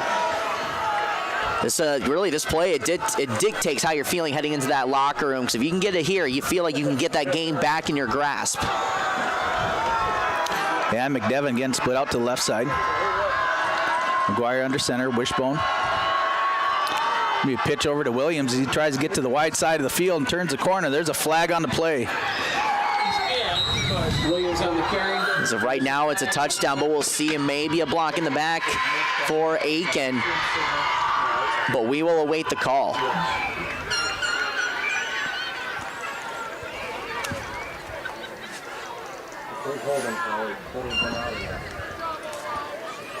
That'd be holding against the Gobblers. For the Gobblers, they play some pretty mistake-free football for the most part, a well-disciplined team, but the 2 big penalties that we've seen from them has been that offside penalty, which ended up leading, on the Rangers' first drive to a touchdown, and now what would have been a touchdown for Aken negated. Now with 5 seconds to go, it's I'm sure this is just a launch to the end zone. That would be a 10-yard penalty, so it brings up a 4th and goal from the 15. McGuire in the shotgun, twins off to the right. He's got Williams and McNevin. He steps back to pass, launches the ball to Williams, and it was overthrown.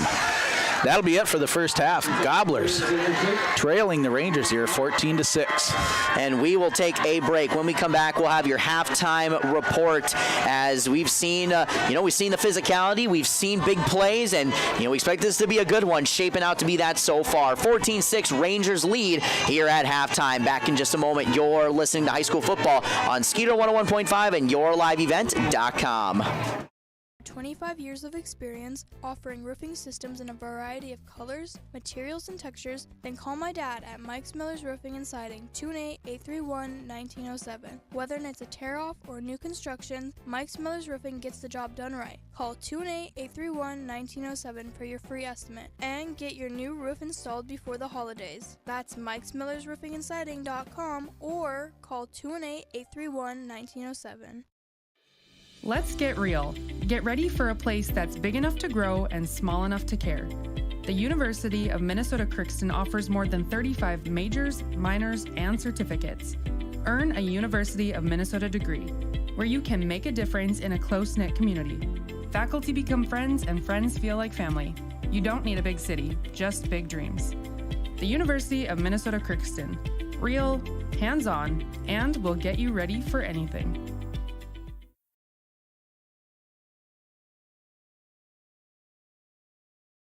It's been more than just a family tradition since 1938. Purchasing a new Ford car, truck, or pre-owned vehicle from Aken Motors. Family owned and operated. Aken Motors offers you a stress-free car shopping experience. Need an oil change? New tires? Check out the low-price tire guarantee. Aken Motors has a full service department with factory-trained Ford technicians. For hours, appointments, and vehicle inventory, visit AkenMotorsCO.com.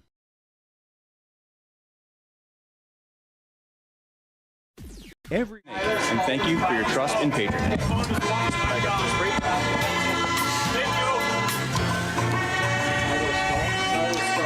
Halftime here in Aken Veterans Field.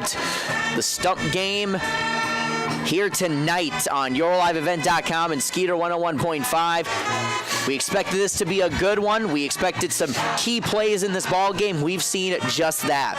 Crosby-Ironton here on the road lead 14-6 after one half of play. Noah Caruso, Lance Bauman here on the call tonight. And, Lance, we saw the Gobblers with the chance to at least get into the end zone right before half here. Weren't able to convert with a big holding call, which negated a Jacob Williams touchdown. What's the biggest message you think is from Allen Hills in that locker room right now?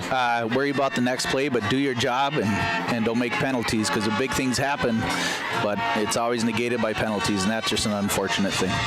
And for Crosby-Ironton, they've only seen 2 drives on this in this ball game so far, and they've both been converted into touchdowns. Kobe Severson having a great game so far. As his receivers have been getting open, has been posing calm in the pocket, has been able to connect on throws as he has 2 touchdowns in this first half.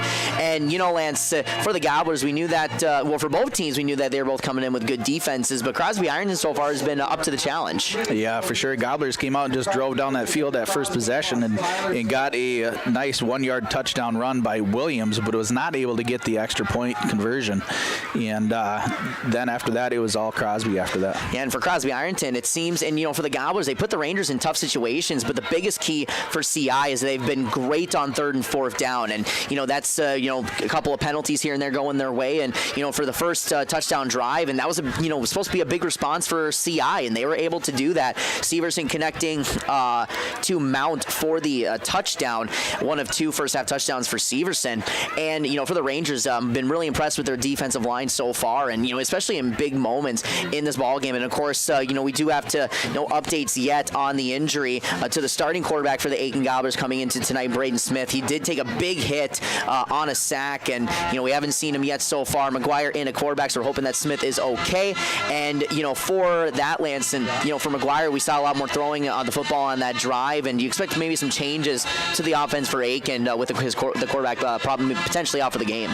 Probably. McGuire is usually always good. He does awesome on JV for sure, so he's pretty comfortable running the offense here for the Gobblers just fine.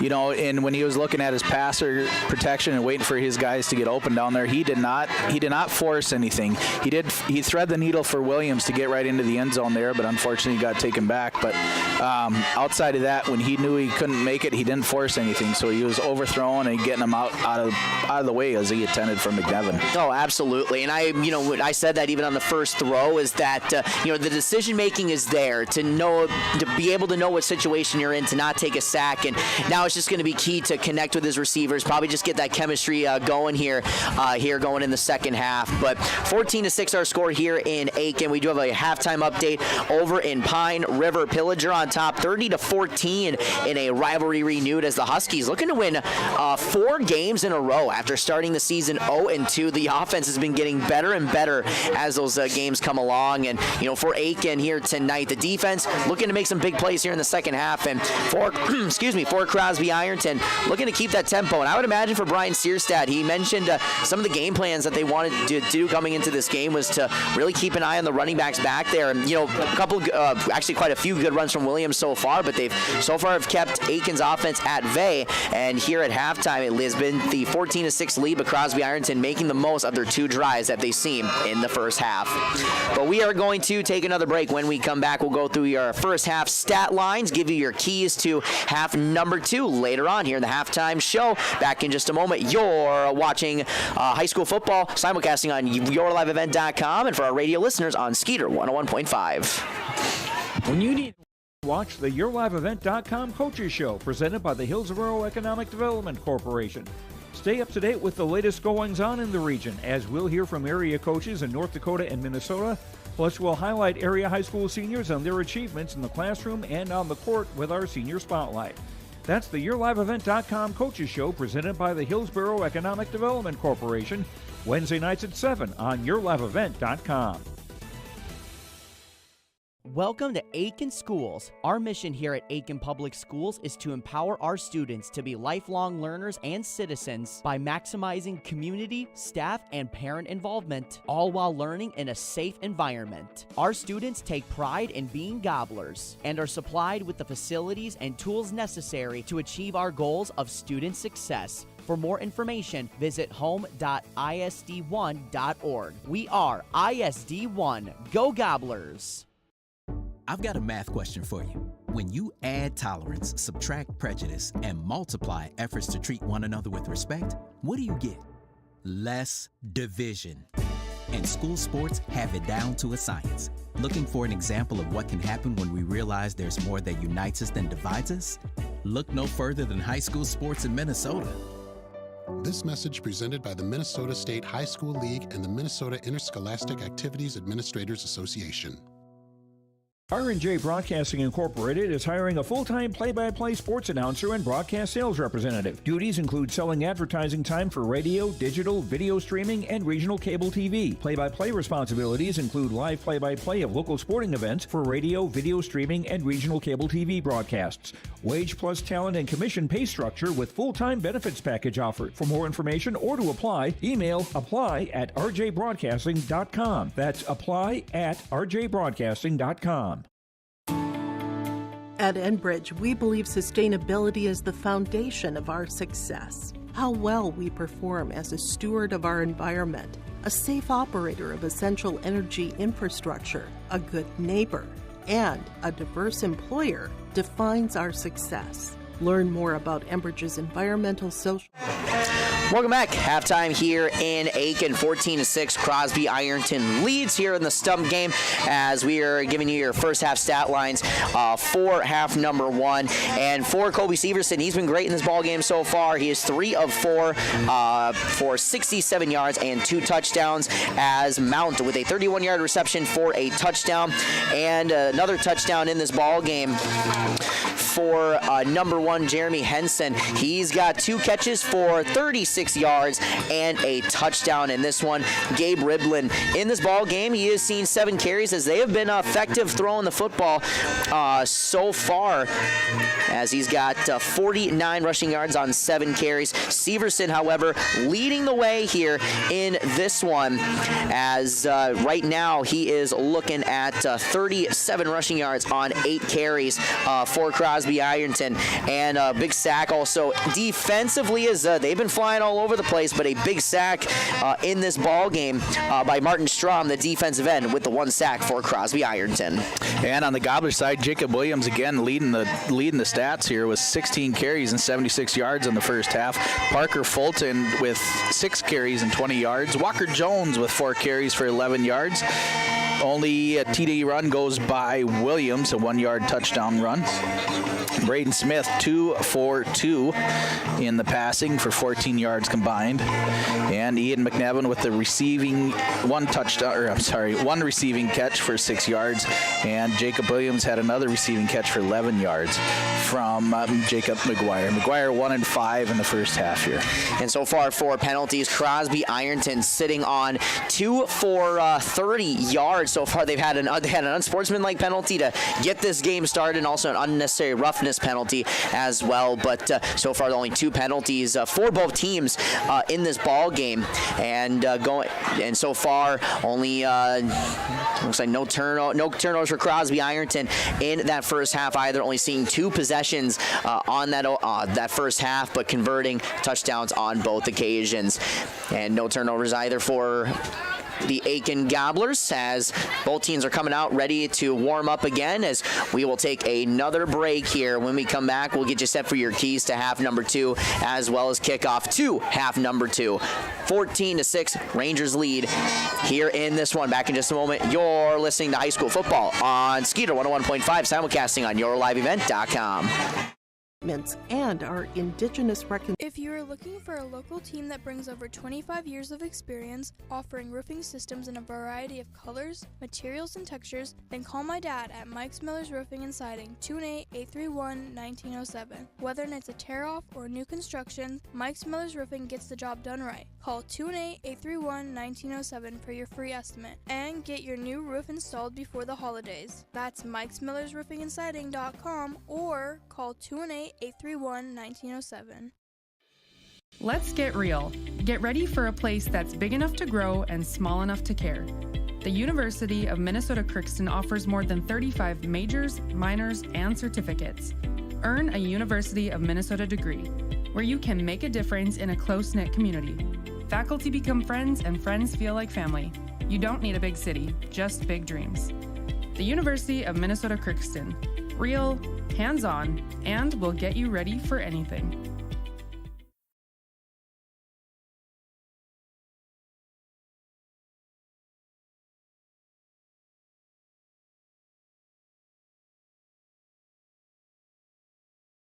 Wide's Major Appliance in Brainerd is now selling America's iconic brand, Crosley Appliances. The best in the business. It's been more than just a family tradition since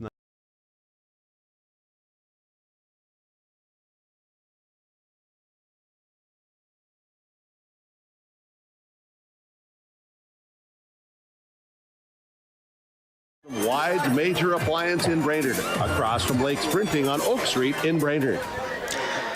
Welcome back. Half number 2 about ready to get going. Noah Caruso, Lance Bauman here on the call here at Veterans Field in Aken. 14-6 Rangers lead here in this one. And Lance, what are your biggest keys to watch for both teams here in the second half? I think they're going to change up a little bit with the blocking again here. They're probably going to, Gobblers are going to change up their running backs a little bit too, I believe. You never know because they're going to try to pull something out here for sure, but they got to make sure McGuire is comfortable back there doing whatever they have to do. And you know what? You can only do one thing at a time. And, for the Gobblers, of course, it was effective defensively in that first half. And, for Crosby-Ironton, I think the biggest thing, the key for them is to keep applying pressure. You got to Aken on the ropes here at home, and sometimes it can be easy to, not always respond the way that you want to with the energy from the crowd. But for Crosby-Ironton, continue to be aggressive, especially on the defensive side. They've been showing some blitzes in that first half. I would not shy away from that because the Gobblers, it's only a, touchdown game, so they're going to be coming out aggressive, especially on the defensive side as CI will get the football to start this second half. Yep, Gobblers will be kicking off to them in just over a minute away. So we will just take a very quick break here, back in 30 seconds, to get you set for half number 2. Back in just a moment, you're listening to high school football on Skeeter 101.5, simulcasting on yourliveevent.com. We are ISD1. Go Gobblers! I've got a math question for you. When you add tolerance, subtract prejudice, and multiply efforts to treat one another with respect, what do you get? Less division. And school sports have it down to a science. Looking for an example of what can happen when we realize there's more that unites us than divides us? Look no further than high school sports in Minnesota. This message presented by the Minnesota State High School League and the Minnesota Interscholastic Activities Administration.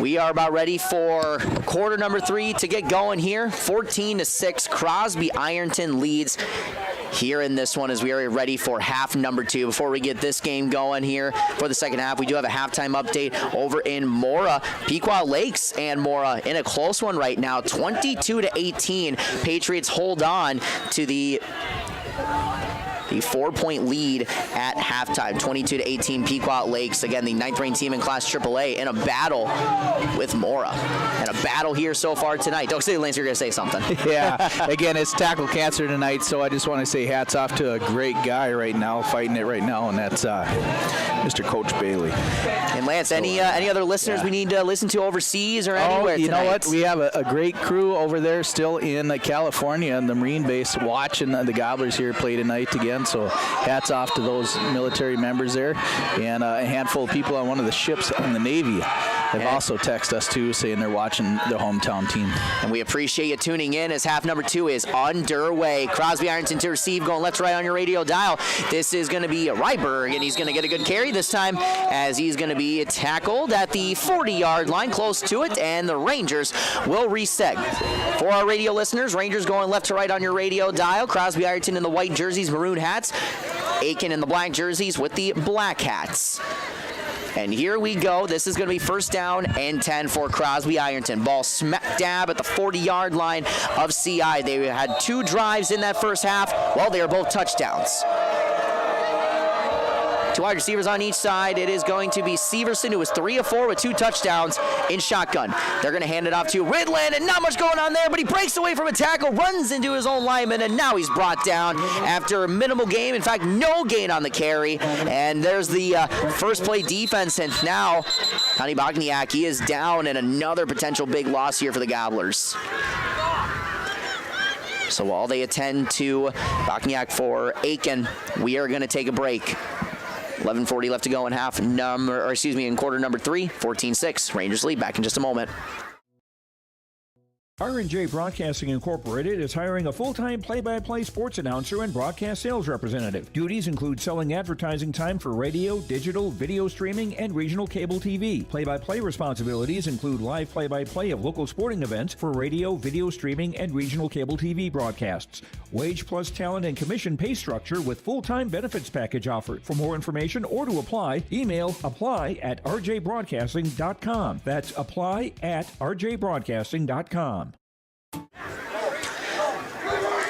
Connie Bokniak off the field, and we'll see if Crosby-Ironton, what they'll do with this. And, that's the second big injury so far for the Gobblers thus far. And again, we're hoping Kanye is okay. Had the chance to interview him last week. Great kid, and hope he can come back in this one. Backstrom comes in for Bokniak. So now Crosby-Ironton, after no gain on the carry by Ridland, it'll be 2nd and 10 ball on the 40-yard line of CI. Shotgun for Severson, 2 wide receivers on each side. Fake, clean pocket, down the middle of the field, open, it's going to be caught. Oh, and dropped. Great play breakup that time at the very last minute. McNevin breaking that up. Yes, breaking that up. And, again, good throw by Severson down the middle of the field, but McNevin with a great recovery that time. The intended receiver for Crosby-Ironton, number 8, James Stokeman, had it in his hands with his 6'4" frame, but dropped it. That was a good, clean pocket for Severson. Just his second incompletion of the game. And now a 3rd and long coming up. Crosby-Ironton have done well on 3rd down in that first half, but see what they have here on 3rd and long. 2 wide receivers now on each side. Keep an eye on Henson here in the slot to the left. Severson under center, Ridland back behind him. And it's going to be a handoff, and that's going to be a smoked by Bauman. Now it's going to be a stop on 3rd down. 4th and long coming up, and expecting the Rangers to punt. So the great opening drive for the Gobblers defense as they respond well. After no gain on the carry by Ridland, so it's a 3 and out for Crosby-Ironton. So here we go for CI. They are going to punt. Williams, one of the players back deep to receive for Aken. This is going to be Westner to kick. A low snap as he may have been down, and they are going to mark it down. Boy, a big mistake for a Westner. And now it's going to be great field position for Aken to start things off here, as that ball is going to be spotted at the 25-yard line. Or 35. 30. 30, excuse me, yes. There we go. You can see the pylon number there, but now first and 10 for the Gobblers at the 30-yard line of the Rangers. And now you can just feel the momentum shifting Aken's way, getting the 3 and out, and now great field position here as the Westerner took a knee when he did not intend to. McGuire under center, Wishbone in the backfield, McDevitt off to the left side. Could be a handoff right now to Williams. Williams tries to get 1 or 2 as he went off to the right side. Now this is a big response now on the other end for both teams. Aken feels like the momentum is coming back on their side. But now this is up to CI's defense, who has been great so far tonight. Looking to control the game back at their tempo. They're going to give him 2 on that carry. Pushes it up to the 33-yard line. McGuire under center again. Klein split out to the left side. Wishbone backfield. And go ahead and hand off, fumble. And it looks like it might have been recovered again by Jones.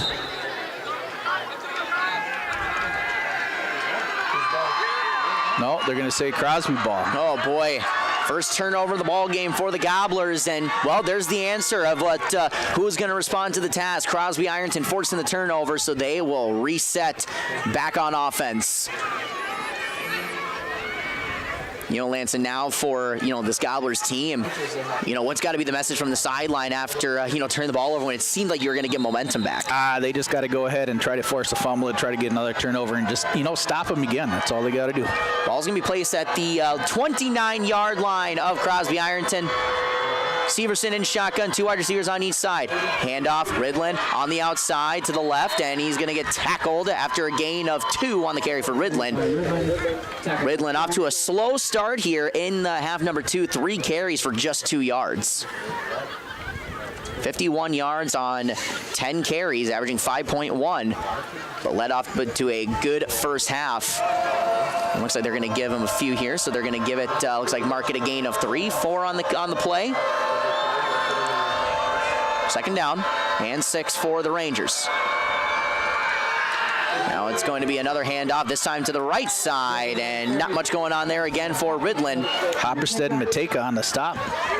Looks like they're going to mark it a gain of, looks like half a yard on that one. So it'll be, again, third down and long coming up here for Crosby-Ironton. 3rd and 7. So for Ridland, you know, for the Rangers, they like to get him going early in games. But now we'll see if Severson, who was missed on his, well, I shouldn't say he missed, but it was a drop pass. Great playback by McNevin on the last time the Rangers were in third down. Here we go, 3rd and 7. And it's going to be a handoff. Ridland on the outside, finding a hole up the middle, breaking a gobbler tackle. He's going to get the first down as he's going to get past the 45 to the 46-yard line. McGuire on the tackle for Aken. First down and 10 coming up for the Rangers.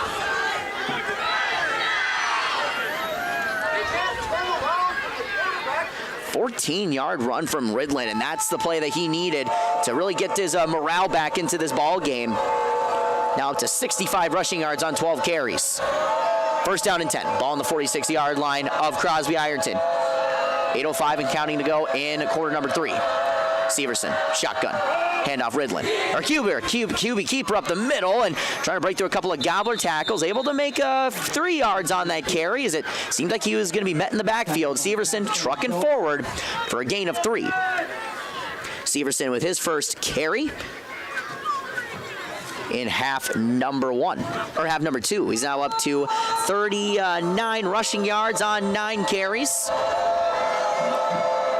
2nd and 7. Ball now on the 49-yard line of CI. Twins on each side. Severson is going to hand off. Ridland again off the left side and met by a couple of gobblers, dragging a couple with him. This is able to get a gain of 3. Tackled by the right side of the defense. Now it's going to be another third down coming up, but the Rangers have been sensational on third down here tonight. It's been the decider of the ball game so far, as it's going to be third down and 4 coming up. Bauman and Visnevec on the stop on that last one, along with Jones.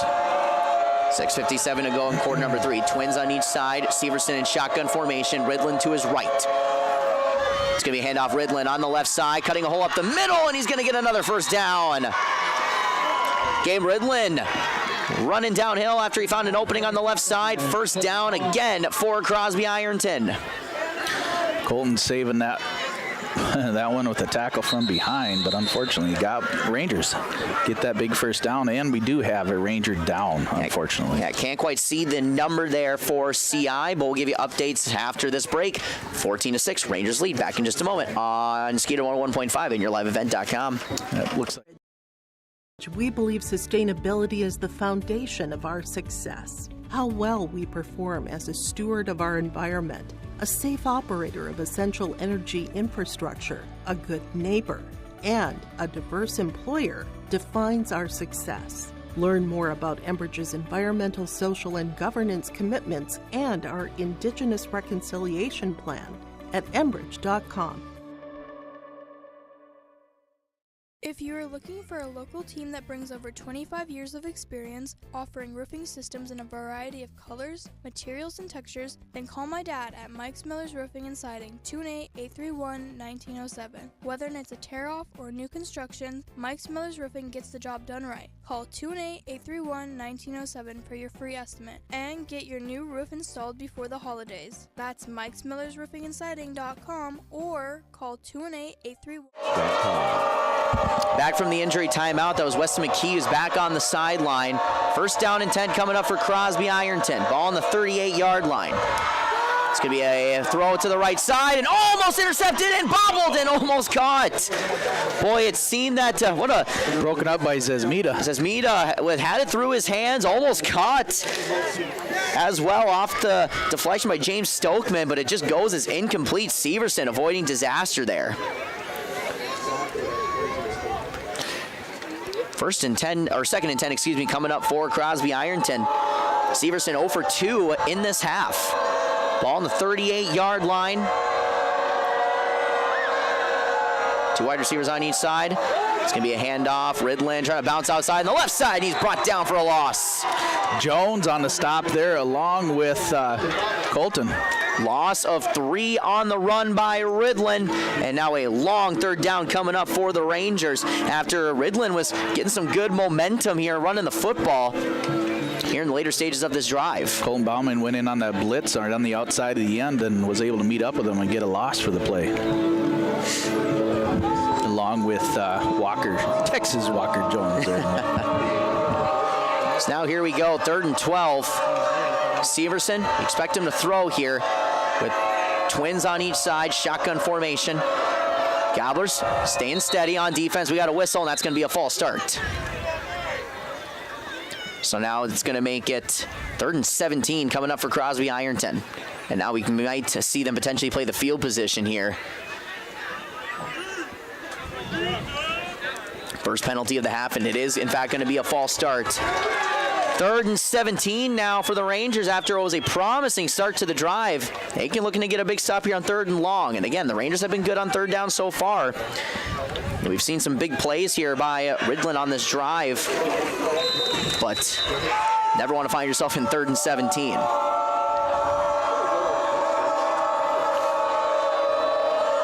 So here we go, 3rd and 17, 5:30 to go in quarter number 3.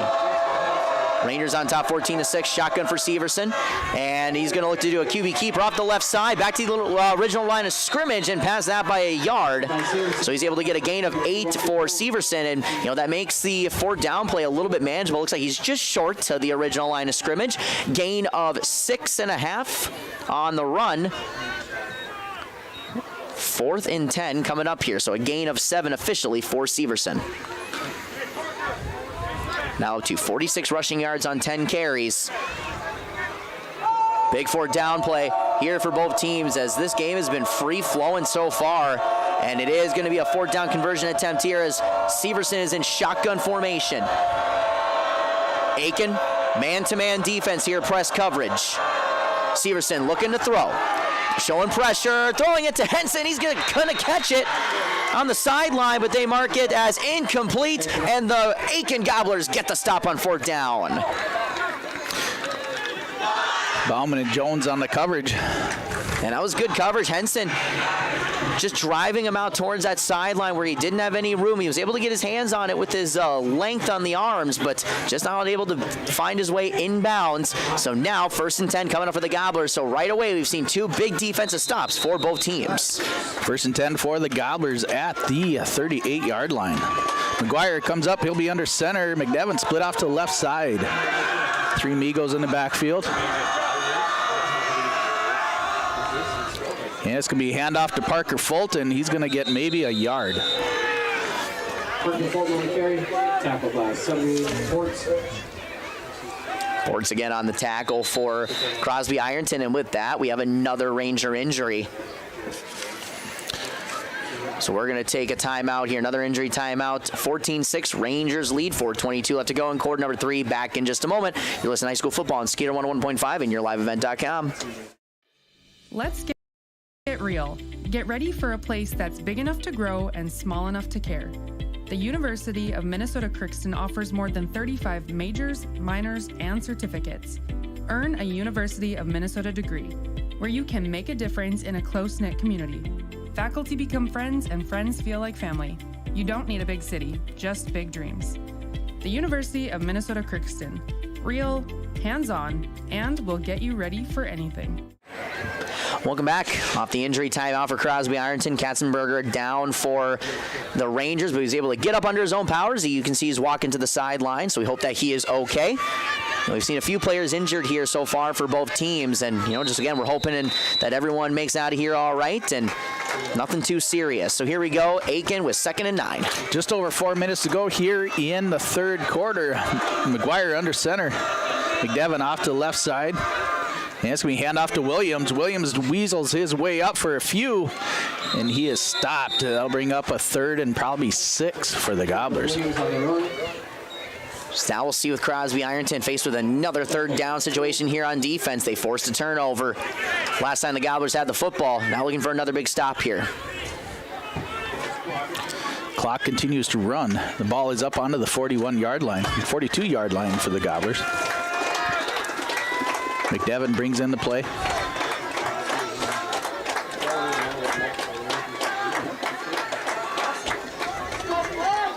And he's going to get split out to the right side. McGuire under center. Wishbone backfield. Ball in the center of the field. Williams goes in motion off to the right, set up in slot. And McGuire steps back to pass and launches it. Comes up short. I'm going to say it was incomplete. And Gobblers wanting a pass interference call for right now. That was a coverage on that time was Jordan Mount able to break it up, and McGuire just underthrew that football, so that may have been the reason why it may not have deemed it really in the vicinity, but maybe uncatchable, but looked like Williams got held pretty good as he turned around to try to go back for it. And now with that, it's 4th and 7 coming up for the Gobblers as they will line up to punt, it seems. Back deep to receive for Crosby-Ironton. It is going to be Mount back deep to receive. McDevitt kicking. Kicking from his 30. Ball is up. Squib kick down a little bit low. It's going to roll back to the 30. Going to say it stopped at the 27-yard line. And that is where Crosby-Ironton will set things up, and there are 2 drives here that they've seen. They've already seen more drives in this quarter than they've seen in the entire first half. And of course, not able to convert on either occasion. So the Rangers will reset as they're going to mark it officially at the 28-yard line with exactly 3 minutes to go here in quarter number 3. Rangers, again, going left to right on your radio dial for our Skeeter 101.5 listeners. It's getting a little chilly out here, I know, I'm starting to feel a little bit. I'm like, all right, maybe regret not bringing the gloves a little bit. I thought it was maybe a little too early for that. Yeah. But we're seeing some heat on the field right now with some of the plays we've seen, and these 2 rivals are bringing it right now. 1st and 10, ball on the 28-yard line. Severson in shotgun, looking to throw. Clean pocket, stepping up, launch it deep down the sideline, left side, look for Henson, and it's incomplete. That was Mount, the intended receiver, and great coverage that time by number 12 for the Aken Gobblers, Jacob McGuire. Now for Ridland, 0 for 4 throwing the football, but he throws a pretty deep ball, but just not able to create that separation was Mount, and a fantastic coverage play by McGuire. That was a nice, he launched that ball for sure. We're seeing both on both sides. We even saw on that one a little bit of hand fighting. So the ref's just letting them play out, but great coverage by McGuire on that play as well. And it's now 2nd and 10. Severson shotgun. Looking to throw now to the right side. That's going to be caught by Mount as he's going to break through and close past the 35 as he's going to get tackled at the 36, and it's going to be 3rd and short coming up for for Crosby-Ironton, excuse me, the first completion for Severson in the first half. 3rd and 2 coming up.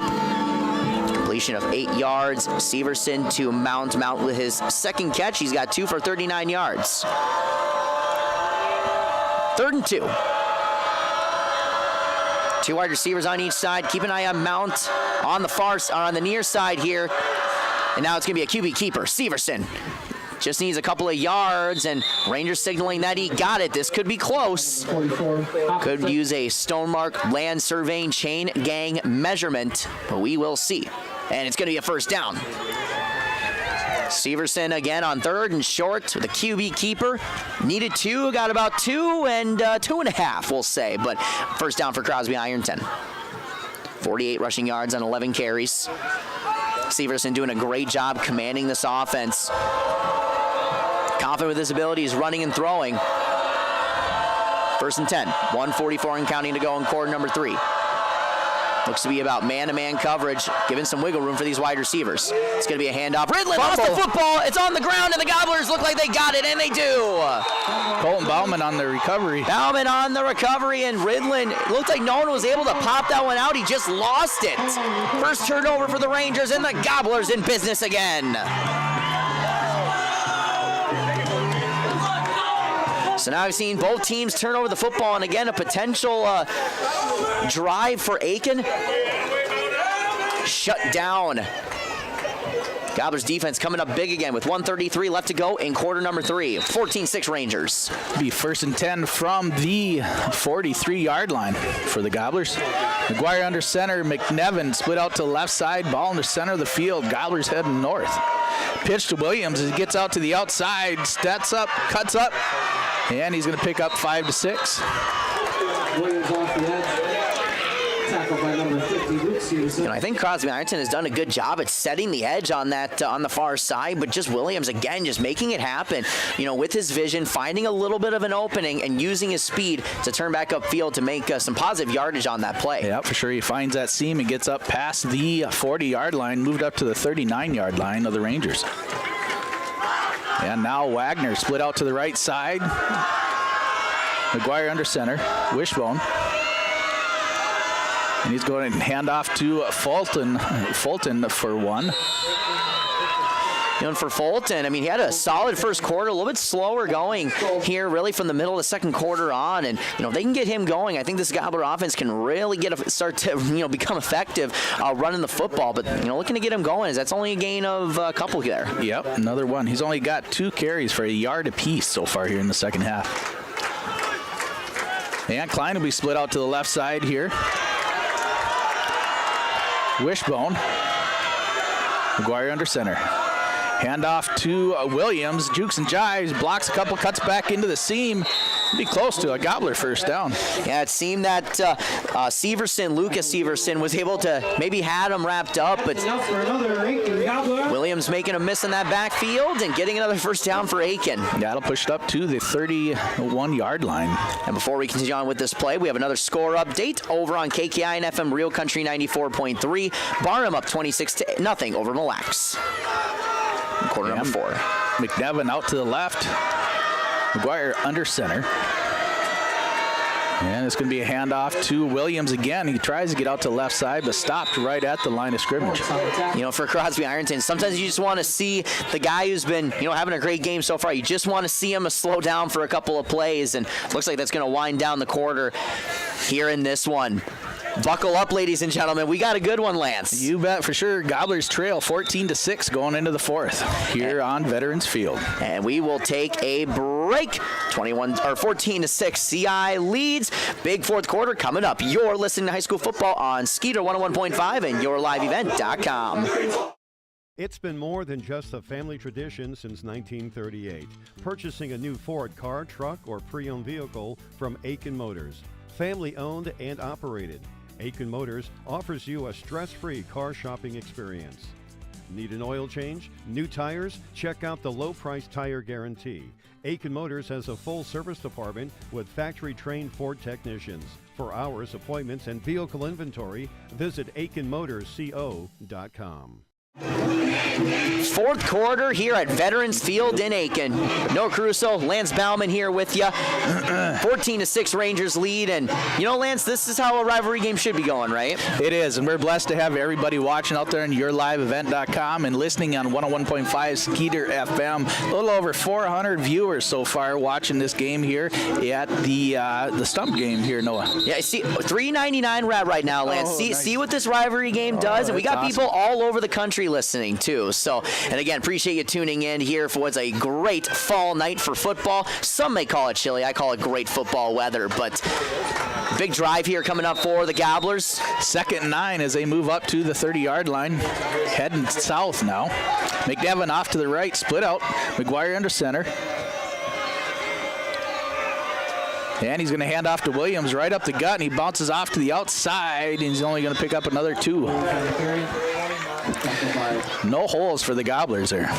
That'll bring up 3rd and 7 with 11:46 to go in the game.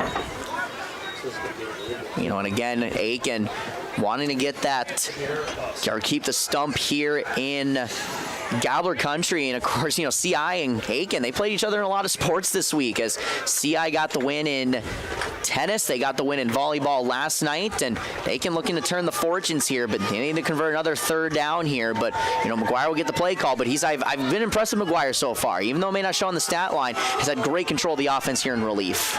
Yep, he's gonna have McNevin and McGuire split out to the left, Williams in the shotgun.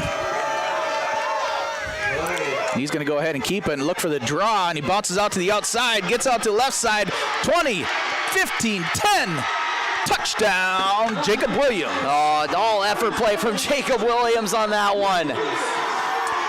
That would be a 28-yard touchdown for Jacob Williams. Hey, again, it seemed that they had him wrapped up. Crosby-Ironton lining up with an even man front that time and allowing those backers to realistically, kind of fill up that hole and create some pressure. And Williams saw it right away, but just literally bouncing off a tackle. And, you know, Lance, we've talked about it all night when he sees the open field. You bet. He just he did a good job finding the seam. He followed his blocker for a little bit. Then after the first 5 yards, it was all Williams after that.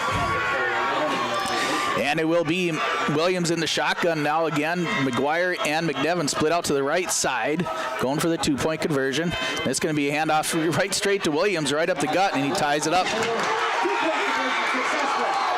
Boy, oh boy, what a start to quarter number 4. We are tied at 14 here in the stump game. Do not touch that radio dial. Do not click that mouse. We've got a great one here at Veterans Field. Back in just a moment. You're listening to high school football on Skeeter 101.5, simulcasting on YourLiveEvent.com.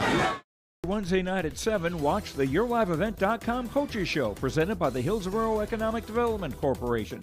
Stay up to date with the latest goings-on in the region, as we'll hear from area coaches in North Dakota and Minnesota.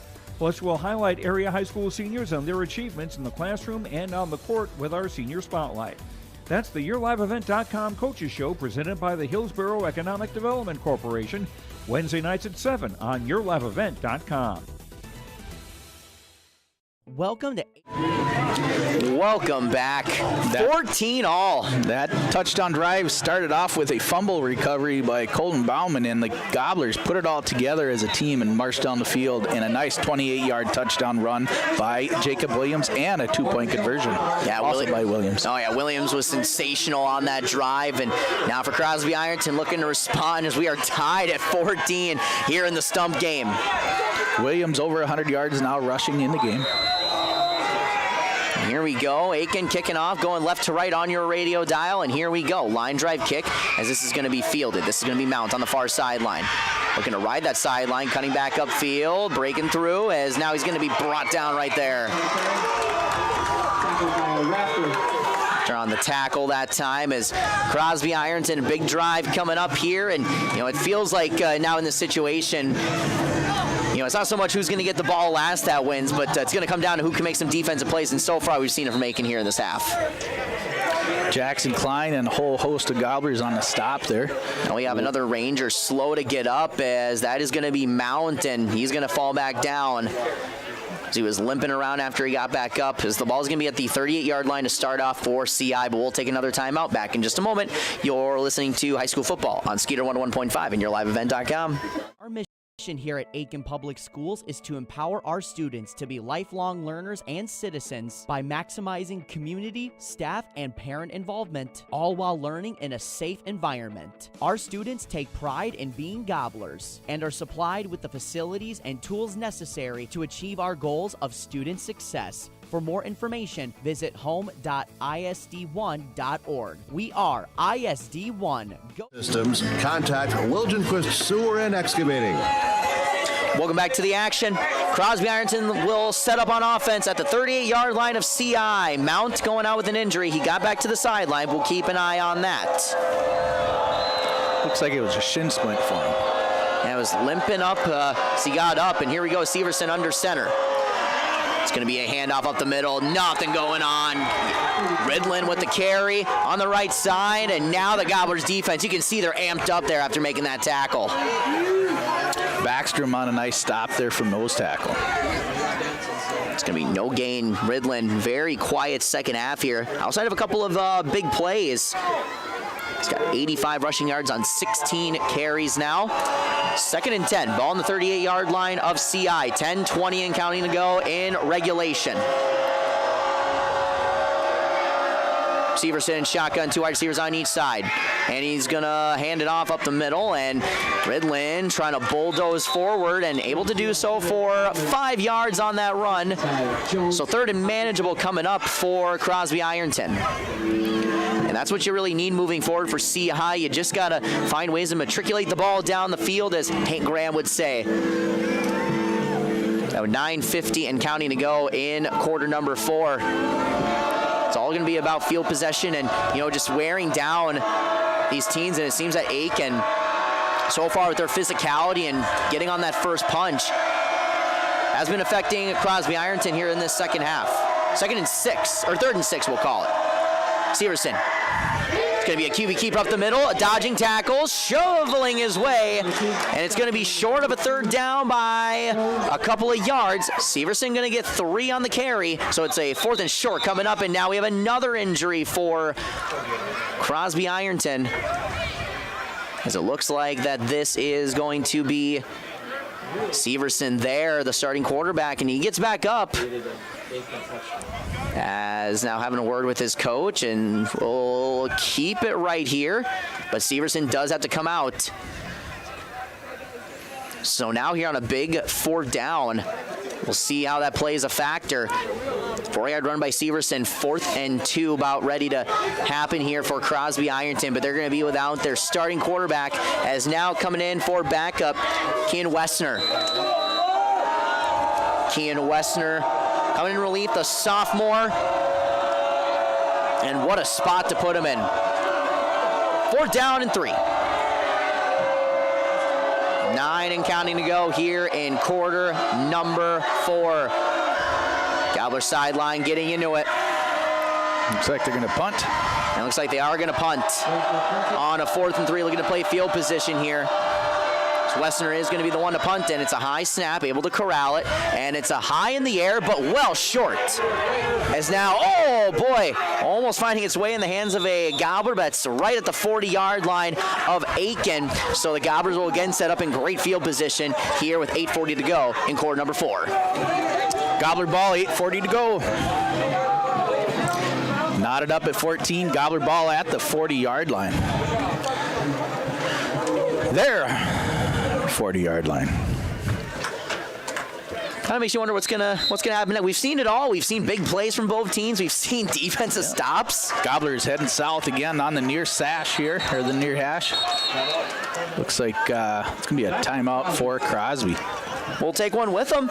Tied at 14 here in quarter number 4. Here in the Stump Game. Back in just a moment on Skeeter 101.5 and YourLiveEvent.com. I've got a math question for you. When you add tolerance, subtract prejudice, and multiply efforts to treat one another with respect, what do you get? Less division. And school sports have it down to a science. Looking for an example of what can happen when we realize there's more that unites us than divides us? Look no further than high school sports in Minnesota. This message presented by the Minnesota State High School League and the Minnesota Interscholastic Activities Administrators Association. Welcome back to the action. Quarter number 4, tie game, rivalry game. I mean, we've got it all here so far tonight. And the Gobblers will set things up with a 1st down and 10 on their 40-yard line. So great field position here for the Gobblers. Yeah. 1st and 10 from the 40.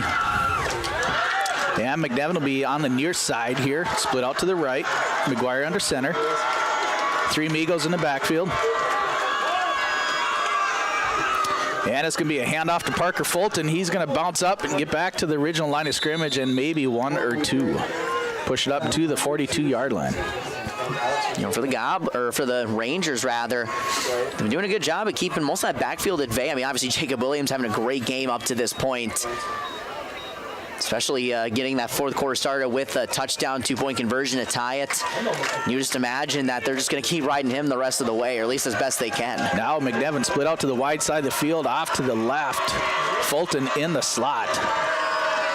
Boys in the eye, pitch to Williams off to the left side, trying to get around that outside. Cuts up the field.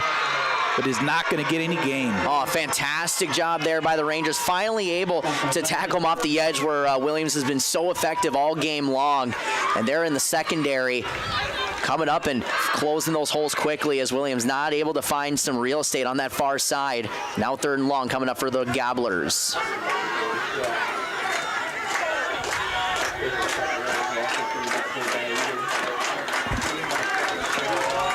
McNevin now will be on the right side of the field. Ball in the far hash. McGuire under center, Wishbone. And he's going to put Williams in motion, and he gets out, set out, Twins right. And it's going to be a step back from McGuire. In the flats is Jones. Jones comes up around the corner, and he's got the first down. Brings it up to the 44-yard line of the Rangers. Yeah, again, that same concept that we saw in that first half. They were able to just run a couple of receivers out to really spread things out in the secondary. That leaves the flats open, and that leads to another first down for Aken. So might add another good block downfield by Williams to get a couple of extra yards. Do have another score update. After 3 quarters of play, Pillager on their way to a victory number 4 in a row, 49-14. Pillager over Pine River Bacchus. Pequot Lakes up 28-18 over Mora after 3 quarters of play. See what that means, Lance? We got the best ball game so far tonight. Oh yeah, nice nail biter here. Wagner split out to the right side. Wishbone, McGuire under center. He's going to put Williams again in motion to the short side of the field here, off to the right. Twins right, 7:07 to go, 14-14 all. Hand off to Parker Fulton, nowhere to go.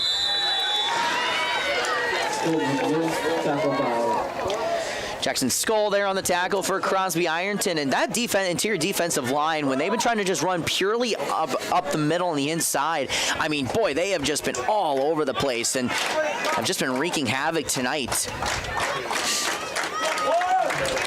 Like I said, Williams over 100 yards now rushing for the game. Is it 2nd and 10 from the 44-yard line. 6:30 and counting. McNevin split off to the left side. McGuire under center. Hand off to Williams. Williams stiff arms, gets a nice hole, and he's still dragging the Rangers down for the first down. Yeah, he pushes the ball up to the 30-yard line. Offensive line very quick off that jump. Crosby-Ironton might be getting a little fatigued out there on the defensive front, at least, as they got pushed back right away. And, of course, Williams bringing a couple of defenders with him on that run. But just followed his blocker right up the gut there. And, again, just dragged a couple of Rangers down the field. 6:04 to go and running. McNevin split out far side and McGuire under center. Hand off to Williams again. Same play as he tries to weasel up just off the guards. And they're going to give him a couple.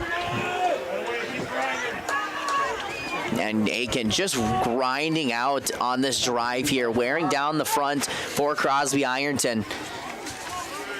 It's been a game of defense, it's a game of coaching too, and I think that's some of the biggest things that we'll see with Hills is he knows what his team can do physically, and how he likes to match things up. And for right now, and in this second half, you're really starting to see that effect in essentially the 2nd and 7. McNevin out to the right. McGuire under center, puts Williams in motion off to the right, sets up in the Twins.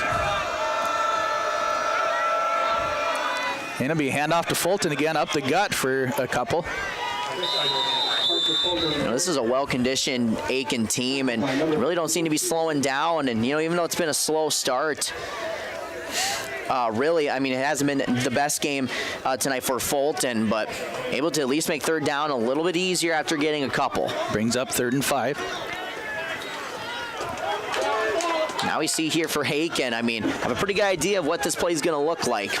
But we'll see. They can throw many different looks at you. But don't throw by McGuire here. McNevin split out to the right. Ball on the 25-yard line. Hand off to Williams. Bounces around the outside. And going to be short of the first down. Brings up 4th and short. All right. Well, tell you what, with 4:20 to go, why not have a 4th down in Crosby territory here for the biggest play of the game so far? saw what they were trying to get something on the outside there, but not much happening for Aken. And now here we go, and 4th and 1. Oh, you already know this is a war in the trenches play that Lance. Yeah, for sure. 4 to go here in the 4th. McGuire under center. McNevin off to the right side. Wishbone backfield. It's going to be handoff to Jones, right up the gut, and he's through. All the way in, touchdown. Nope. Gobblers, touchdown Gobblers. 25-yard TD run by the Texas Walker Jones. Walker Jones, I tell you what, just dragging Rangers with him. Oh, knew he needed a yard, and you could see he was ready to just get that speed up downhill. No juking and jiving, just running down the middle. And again, the physicality up front, able to get some extra yardage because of it. And that offensive line really taking over here in the second half.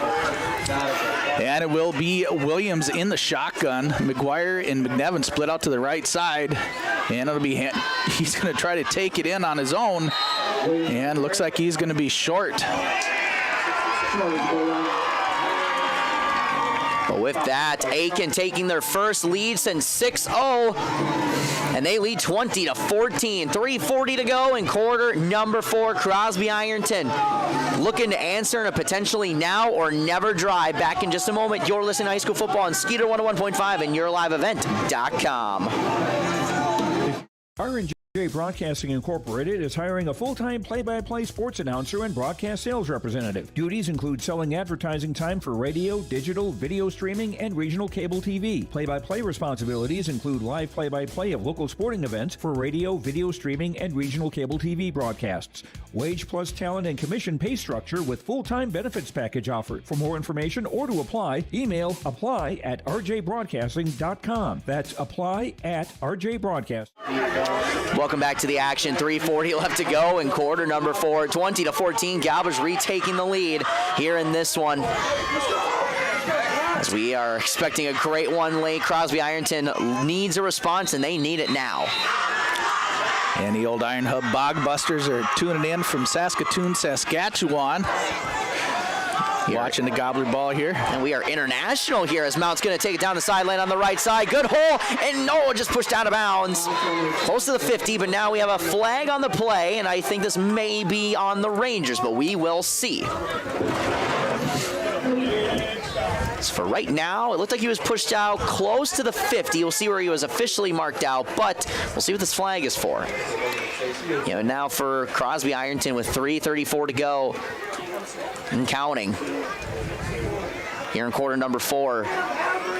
This is you got to feel like this is the drive that they need to capitalize on. That is holding on Crosby-Ironton. So back them up and negate the solid return by Mount. And here we go with Crosby-Ironton. So it's going to be first down and 10. Ball is going to be at the 33-yard line of Crosby-Ironton. Severson, much quieter first half throwing the football, only one completion for 8 yards. He is 1 of 5 here in the second half. Severson is going to be in shotgun. One wide receiver out to near us on the left side. One-on-one potential here. That is going to be Stokman there for Crosby-Ironton. Good size at the receiver position. This is going to be a Severson with a QB keeper up the middle. Great hole. First down and many more. He's going to be tackled at the 49. Tackled by Bauman. Bauman on the tackle that time, and a first down for Crosby-Ironton, getting the drive started off right. Gain of 16 yards for Severson, his best run of half number 2. First down and 10. Gobblers lead by 6. They did not get the 2-point conversion. And there's 3 minutes to go here in quarter number 4. Severson is in shotgun. One wide receiver out to the left again. Stokman the receiver. Handoff right side. Outside trying to get the edge is Ridlin. Now cutting back up the middle past the 45. Getting tackled at the 44, maybe the 43. But a solid run on first down for Crosby-Ironton. They're coming out with some juice here in this drive. Stopped by Williams and Visnovec. They're going to mark that a gain of 7 for Ridlin. Second and 3. Ball on the 44, they'll mark it. Two wide receivers out right. Under center is Severson. Ridlin behind him. They're going to hand it off to Ridlin up the middle, looking for a late push, and nothing going on there. He maybe got a yard. Looks like he did get a yard, so it'll be 3rd and short coming up here for Crosby-Ironton. Big stop for Mateka for the Gobblers. Looks like very minimal game there, so we'll still call it 3rd and 3 here. 2-minute warning, we'll say, here in Aken. Severson in shotgun. Keeper up the middle, looking to lead off his tackles, and he's tackled for a loss. Loss of 3 on the play for Severson. A load of Gobblers there on the tackle, and a huge 4th down coming up. Hopperstead Backstrom on the stop there. And now we're going to get a timeout. 1:35 left to go in quarter number 4. We'll take a quick break. Big 4th down coming up. Could decide the ball game. Back in just a moment on Skeeter 101.5 and yourliveevent.com.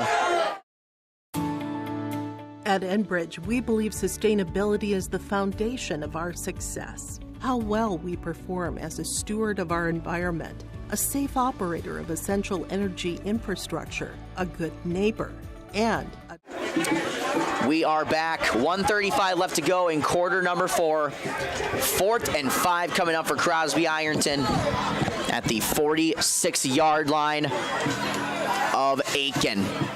Biggest play of the ball game. This play could decide the ball game. Off the timeout by Crosby-Ironton.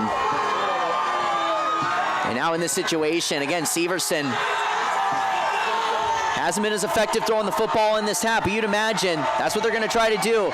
Gobbler crowd on their feet, getting loud. Sideline, you can hear the energy. 4th and 5 coming up. Severson in shotgun, 2 wide receivers out to the right. Keep an eye on Stokeman near us on the left. Gobbler showing blitz. Handoff is going to be a QB. Ridlin breaking a tackle up the middle. Now going for the sideline as he's going to be tackled near the left hash. And boy, oh boy, what a run by Ridlin and a 1st down for Crosby-Ironton. Stop by Zazmita and McGuire. Boy, Ridlin, it seemed that he was going to get tackled right away, busting through. Able to get some great yardage on that one. As he's now going to be at the 36-yard line. We'll mark at the 37. 9-yard run for Ridlin. 1st and 10. 1:05 and counting to go in quarter number 4. Expect the Rangers to go quick. Trips out to the right. Stockman, the lone wide receiver, out to the left. Play action, looking to throw. Stockman, then he dropped it. Throw a little behind him. Led to the incompletion. 58 ticks to go. 2nd down. Just 1 completion for Severson here in 2nd half. He had 2 passing touchdowns in half number 1. And now you're in a position where you can't really run the football unless you got something drawn up that can take it to the house, but can't waste clock. 58 ticks to go. 2nd and 10. Ball on the 37 of Aken. 2 wide receivers out to the right, 2 to the left. Keep an eye on this left side. Stokeman and Mount. Play action. Down the middle. Drop by Westman. Broken up by Hopperstead and Jones. And again, through a tight window. Severson doing a good job at threading the needle, but we've seen these wide receivers not be able to hold on to the football here in this one. I mean, those are 2 plays that could have gone for completions. That last throw to Stokeman, maybe a little bit behind him. 3rd down and 10. 53.9 to go. And now in the situation, for Crosby-Ironton, you don't necessarily need it all on this play. But you're going to have to maybe look down the sideline if you're going to try to make 4th down easier. But Severson can throw, as it'll be 2 wide receivers on each side. Westman in the slot to the left. Severson in shotgun. Ridlin to his right. 3rd down. Low snap. Severson looking to throw to the right side, and it is caught. Mount again down the sideline. Looking for the end zone, and he's going to be pushed out of bounds inside the 10. 3rd down. Kind for the Rangers again. And with 44 seconds to go, the Rangers are in business. Saved by Williams. Williams just saving the touchdown, and we'll see how big of a factor that plays here in this one. as it's going to be 1st and goal coming up for Crosby-Ironton. Gain of 32 on the completion. Severson to Mount. 1st and goal. Ball in the 5. It's going to be a QB keeper all on the right side. Cutting upfield. Touchdown Rangers. 5-yard touchdown run for Severson. The Gobblers had him wrapped up. He broke away, and Severson ties this ball game, and now the Rangers with a chance to win it on a 2-point conversion, or at least take the lead, I should say. Boy, oh boy, what a ball game. And again, the Gobblers had him wrapped up. Severson just breaking away from that tackle, a little juke and jive, and a 5-yard touchdown run for Severson. What a drive for Crosby-Ironton. Stump burner here. And now it's going to be Westner is going to kick the PAT to try to take the lead with 39.4 to go. Good snap. Kick is up, and it is blocked. And we remain tied at 20. Jones with the block, but now plenty of time for Aken to potentially go on a game-winning drive with 39.4 to go. We will take a 30-second break. Back in just a moment. You're listening to High School Football on Skeeter 101.5 and YourLiveEvent.com. Defines our success. Learn more about Enbridge's environmental, social, and governance commitments and our Indigenous Reconciliation Plan at Enbridge.com. If you are looking for a local team that brings over 25 years of experience, offering roofing systems in a variety of colors, materials, and textures, then call my dad at Mike's Miller's Roofing and Siding, 218-831-1907. Whether it's a tear-off or new construction, Mike's... 39.4 to go. Kobe Severson, a 5-yard touchdown run. The PAT was blocked, so we remain tied at 20. Gobblers with enough time to potentially go down the field for a game-winning drive. We have a final alert over in Onamia. Barnum remains undefeated, 32-6 the final in this one. Gobblers got 3 timeouts left, 39.4 seconds to go here. Williams back deep for the Gobblers. Yeah, with all 3 timeouts for Aken, this is plenty of time for the Gobblers to go down the field and potentially for a game winner. But boy, this game has lived up to the hype. My first stump game, and I have not been disappointed. Well, the stump's on fire. Westner is going to kick for Crosby-Ironton. He missed the PAT, which would have given them the lead. But here we go. It's a good kick. Williams picks it up at the bounce from the 20-yard line, going across the field, and he's going to be stopped at the 25. Boy, and now a long field for Aken to try to win this ball game. Now we'll see if McGuire, we've seen him throw the ball well and take good command, make smart decisions. So obviously you need to get down the field quick, but with 3 timeouts, you can maybe test out to see if Williams can break a couple here. 34 seconds to go. McGuire coming in for the play. It is kind of chilly up here. I was kind of wondering, like, being up here if we were going to remain cool, but... I can't help that. Tell you what, McGuire under center. McNevin split out to the right. Williams goes in motion off to the right. He is set in the slot. And McGuire steps back to pass, looking for Williams. Low pass, and it's incomplete.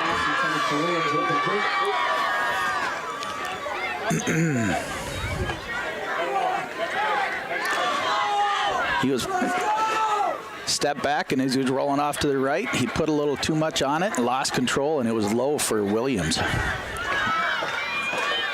Ball still at the 25-yard line, 2nd and 10, 30 seconds to go. McNevin is going to go out to the left side now, split out. Wishbone, 3 amigos in the backfield, McGuire under center. As we hand off to Williams, he's got a hole. He's going to bring it up for 6 on the gain. Clock now running, and there's no rush to get to the line here. So I tell you what, Lance. I think they're going to go to OT. Well, I just want you to know, Lance, this is my first overtime game broadcasting. Well, you don't get paid any extra. Just saying. That's all right. This is all fun for me. because why don't we play overtime for the stump?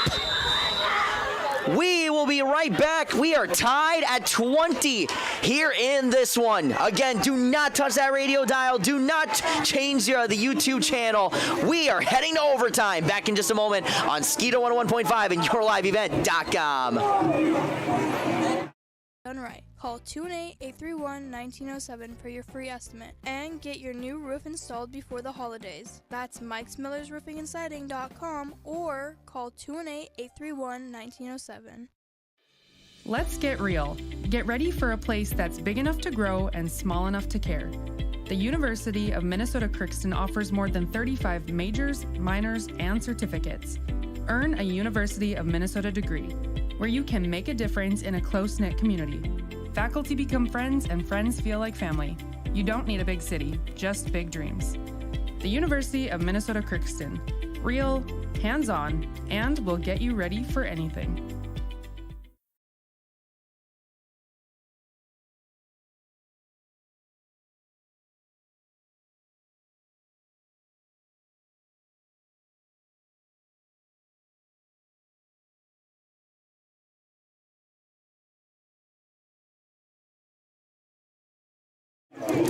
Welcome back to the action.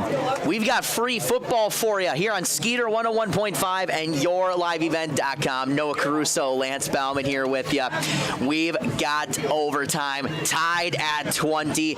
Veterans Field, stump game, CI Aken. This game has delivered it all. My first overtime broadcast here, and Lance, we've seen these two teams. They know that they need a victory to help their section champion or section seedings. Yep. And there's so much on the line in this game, and both teams are playing like there is. No, they are. They're both teams are giving their all, and there's nothing you can ask for. And you're all wondering probably how we got to this point. Well, Aken striked first with a Jacob Williams touchdown run. Crosby-Ironton scored the next 14 unanswered. Severson with 2 touchdown passes on their 2 drives they saw in the first half. First to Mount for 31 yards, and then to Henson for 14 yards. That took the lead at halftime, 14-6. And then the Gobblers came out again here in half number 2 right away, and even to start the fourth quarter.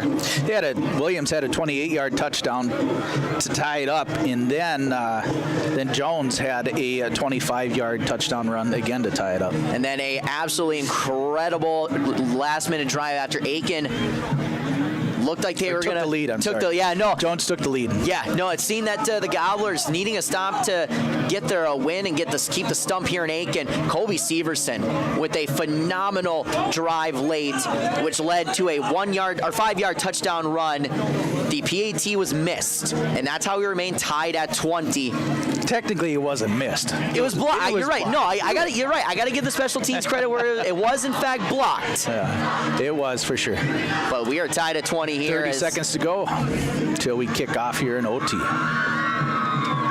And for those that are wondering of the overtime rules, we're in overtime at number 1, and both teams are going to meet in the middle for the coin toss to decide who will get this football first or who wants to play defense first. And again, this is much like college overtime rules. I know they've altered that side of things too, but we'll start on the... You have captains for the Gobblers. Jones, Williams, and Mateka go out for the flip. Final over in Pine River. Bacchus Pillager with a 57-20 win over PRB. That offense scoring more and more points as these games come along. And here we go as we await the coin toss. That's why I wish they had microphones on them, Lance.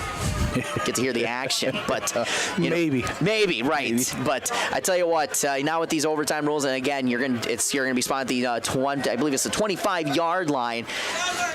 And then you just try to make it happen. There's no time for the overtime period. Whoever gets the ball first on offense is going to try to obviously score a touchdown. You can either go for a PAT or a 2-point conversion. And then the other team will get the ball to try to answer. After 2 overtimes, and overtime number 3, you have to go for 2 points. But both these teams been effective. We've seen a couple of 2-point conversion fails. Even Aken, how big is that missed 2-point conversion on the touchdown drive where they took a 20-14 lead? Yep, Williams was a little bit short. They snapped to him and did not get in for that extra point, and that It's crucial. Gobblers have failed on a couple PATs after that. Or tonight anyways. With that, we now stand tied at 20. And again, this is overtime period number 1. Got over 500 views tonight on YourLiveEvent.com. Appreciate everyone tuning in wherever you may be coming from on Skeeter 101.5, wherever you may be listening. Appreciate you tuning in. We've got a fantastic football game here in this one. 20-20.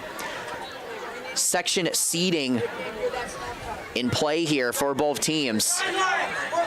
Stump game here on hand at Veterans Field. And you can hear the Aken sideline. They are getting amped and ready to go as we will play overtime. Let's do this thing.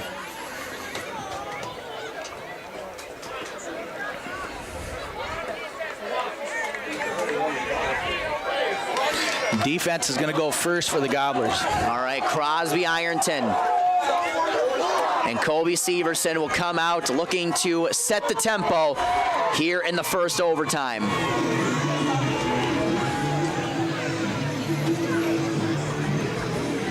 Colby Severson has been great tonight on that drive.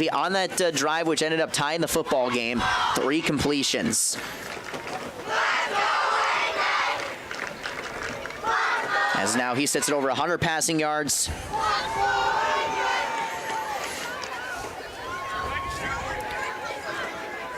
Two touchdowns, including a big 32-yard completion to Mount, which ended up going for 32 yards, which set up his game-tying touchdown run. Here we go with overtime number 1.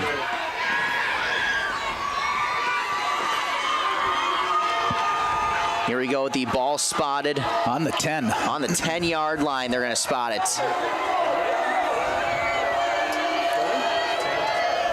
So here we go. Essentially what is first and goal, overtime here in Aken. Crosby-Ironton will start us off.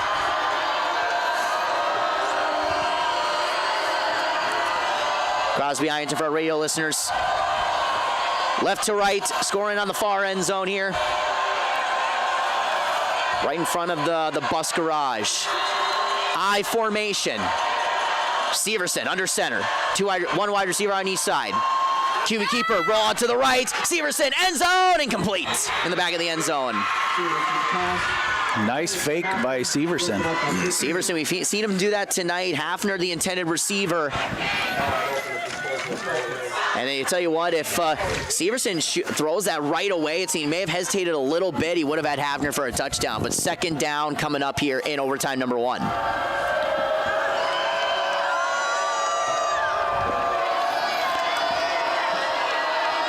Severson calls the play and he'll get back up to the line. Shotgun formation, trips out to the right. The lone wide receiver out left is going to be Mount. Severson. Ridlin out to the right side, to the edge, looking to cut in, and he's short. Stopped by McDevitt and Jones. It's going to be short of the end zone by a few yards. Looks like they're going to spot it close to the 5, maybe the 4-yard line, so a run of 6 yards for Ridlin. Big third down here on the first overtime possession for Crosby-Ironton. Ridlin now to over 100 rushing yards. They're going to spot at the 5, so a gain of 5 yards. Aken crowd getting into it on the right hash. 3rd and 5. The ball on the 5-yard line. Severson looking to throw. Left side. He's got a man open and overthrew his receiver. Led him too far to his right. Incomplete. And now an injury on that far side. It seems that it's a Ranger cramping up here. It seems. Williams is going to go ahead and help him stretch out. Looks like he's cramping. Great sportsmanship by Williams helping him out there. It's now going to be 4th and 5 coming up. We'll just keep it right here as they'll tend to him.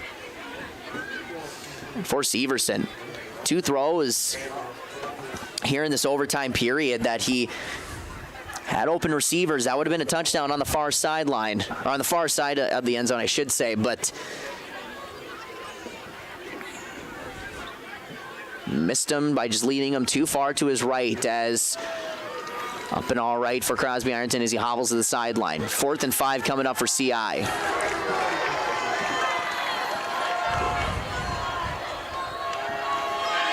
So can't quite see the number there, the player, but 4th and 5 coming up. I think that was 24. 24, that Hafner, who was the intended receiver on that last play. Keep an eye one-on-one on the far side here, or on the near sideline here. Stokeman on 4th and goal, 4th and 5, hand off to Ridlin, and he is... What's the call? He is short.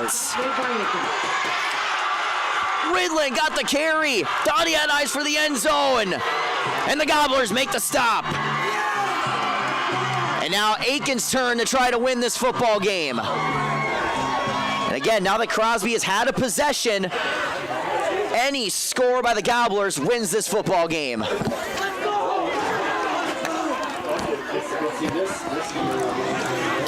Ridlin with the carry up the middle. He got needed 5 yards. He got 3. Short by 2 yards. He tried to outstretch. It was close. But here we go with 1st down on the 10-yard line for Aken. McDevitt split out to the left side. McGuire under center. Wishbone backfield. And it's going to be a handoff to Williams. Williams bounces up, gets a couple. He's taken down. Came up to the right side a little bit and only got a couple. I'll push it up to the 8-yard line.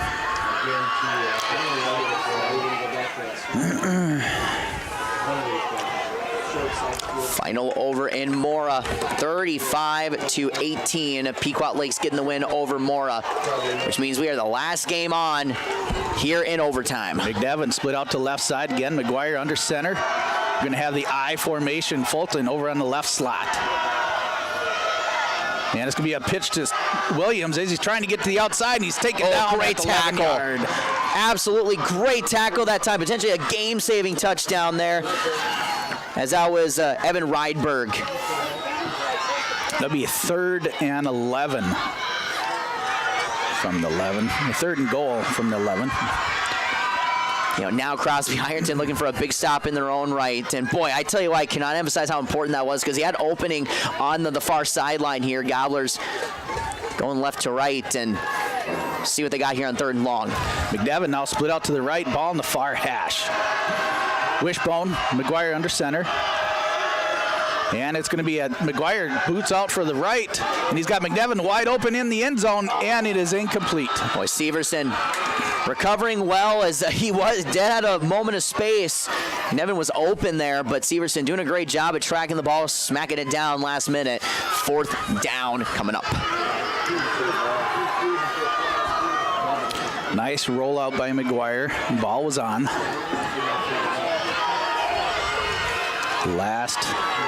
Last chance here, 4th and 11. Or 4th and goal again from the 11. Tell you what, it's 12 yards is already a long one, but never feels longer than this here in overtime. And we're going to have Williams and McDevitt split out to the right side. McGuire's into shotgun. Got Jones and Fulton. Low snap. McGuire launches the ball, and it is blocked down. It was intended for Williams. It is short.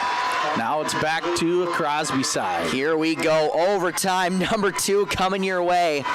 Stokeman deflecting that ball down. So both defenses coming up big. We've seen the defenses really show out tonight. We both knew that 2 teams pride themselves on that. And here in overtime number 1, not enough. We need overtime number 2 coming up here. Crosby-Ironton will have their chance. Came up just short with a Ridlin run, short by a couple of yards.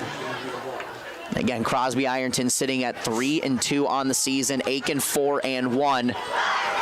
This game would do a huge number for QRF seeding, section standings. The way things stand right now, these 2 teams could meet up again in the postseason.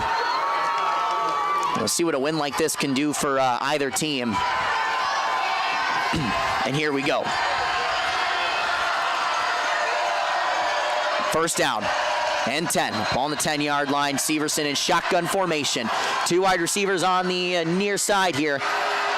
Stokeman and Mount. And it's Ridlin, off tackle on the right side, trying to break through a couple of Gobblers, now cutting up field a little bit and able to make something happen there on 1st and 10. As he's going to be tackled at the 8-yard line, gain of 2 for Ridlin. 2nd down coming up. Initial contact by Brecken Williams in the backfield there. Then stopped by Zezamita and a host of Gobblers. 113 yards for Gabe Ridlin. 2nd and 8. Here in the goal line. 2nd and goal, ball on the 8-yard line. Severson in shotgun, 2 wide receivers out right. Stokeman and Mount on the far side. It's going to be a throw. Severson facing pressure, and it avoids the sack. Going to the left side, end zone. It's incomplete. Oh, Bauman just about had a sack there, but then he was rushed heavily. Looked like Hopperstead also had him back there. Yeah, I mean, just Visnovac back there in the backfield. Boy, Severson, he's just been so slippery tonight, but none more crucial than that play. Even though that's incomplete, I mean, that goes from a difference of still having a 3rd and goal from the 8 as opposed to 3rd and absolutely long as he was rolling back there on the left side. But Severson, the playmaker so far tonight, 3rd and goal from the 8. 2 wide receivers out to the right for Crosby-Ironton. Severson in shotgun formation. Ridlin to his right. Mount on the far side. It's a one-on-one opportunity. We've got a whistle, and we've got a timeout by the Gobblers. Timeout, Aken. 3rd and 8, or 3rd and goal rather, from the 8-yard line. So again, a Ranger cramping up there on the far sideline. While they take a timeout, we'll take a quick one with them. Back in just a moment on Skeeter 101.5 and yourliveevent.com. It's been more than just a family tradition since 1938. Purchasing a new Ford car, truck, or pre-owned vehicle from Aken Motors. Family owned and operated. Aken Motors offers you a stress-free car shopping experience. Need an oil change? New tires? Check out the low-price tire guarantee. Aken Motors has a full service department with factory-trained Ford technicians. For hours, appointments, and vehicle inventory, visit AkenMotorsCO.com. Every Wednesday night at 7, watch the YourLiveEvent.com Coaches Show, presented by the Hillsborough in Aken. It is 3rd and 8, well, 3rd and goal from the 8 for Crosby-Ironton in overtime number 2, tied at 20 here in this one. And now we got a timeout by Crosby-Ironton. Now it's just a bit of mind games here, both teams, as they are trying to come out with a big strategy here on 3rd and 8. So we'll take another quick timeout. Back in just a moment. Corporation. Stay up to date with the latest goings-on in the region, as we'll hear from area coaches in North Dakota and Minnesota. Plus, we'll highlight area high school seniors and their achievements in the classroom and on the court with our Senior Spotlight. That's the YourLiveEvent.com Coaches Show, presented by the Hillsborough Economic Development Corporation, Wednesday nights at 7 on YourLiveEvent.com. Off the Crosby-Ironton timeout here in overtime number 2. 20 is our score between Crosby-Ironton and Aken. It's 3rd and goal from the 8-yard line for the Rangers. Both teams getting defensive stops. Severson avoiding a huge sack. And how important that is right now. 3rd and goal from the 8. Severson getting his team ready. 2 wide receivers out to the left. Lone wide receiver out to the near sideline. This is going to be McLean. And it's going to be a pass throw to the end zone. It's caught. Touchdown Rangers!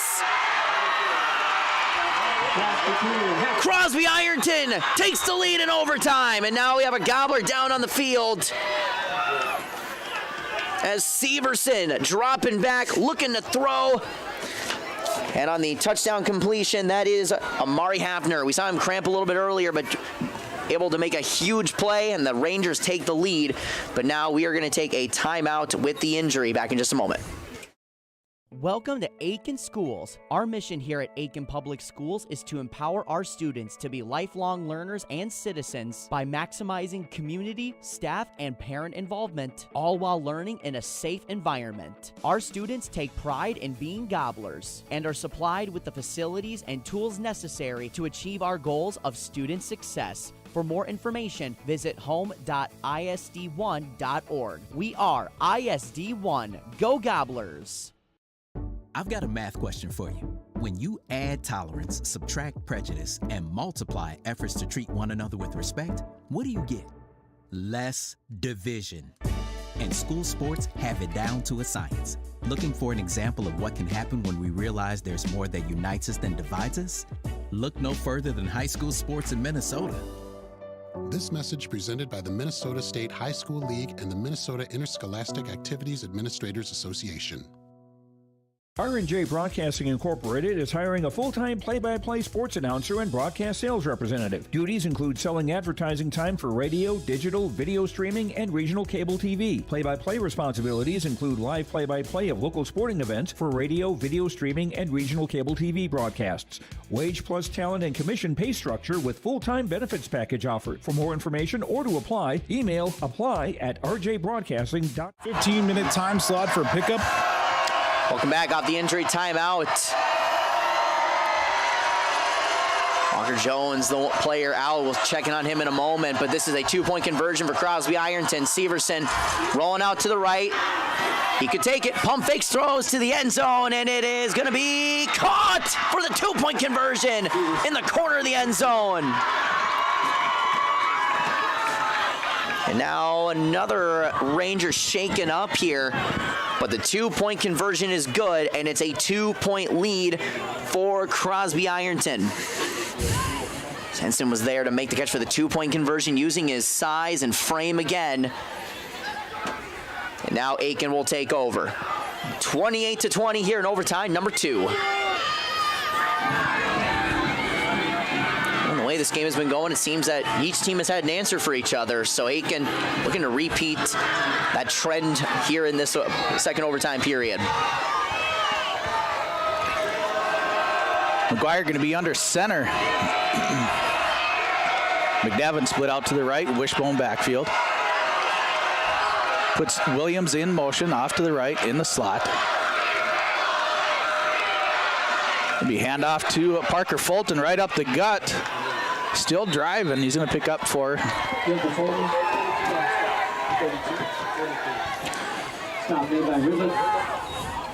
yeah, we're going to give him 5 on that one. Moves up to the 5-yard line.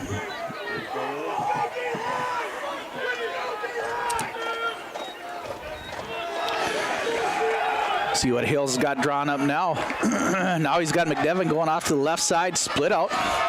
Wishbone backfield, McGuire under center. Ball on the 5-yard line. And it's going to be handoff to Williams as he tries to get up for another couple. Still pushing the pile. And he's going to give him 1.3 yards. Brings it up to the 3.5-yard line.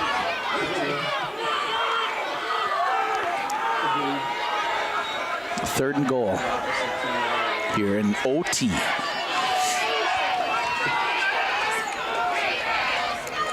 Gobblers down 28-20. Second overtime. McGuire under center. McDevitt goes out to the right. Ball in the center of the field. Wishbone backfield. And it's going to be a handoff to Williams. He bounces around, gets out the outside, and he is in. 26-20.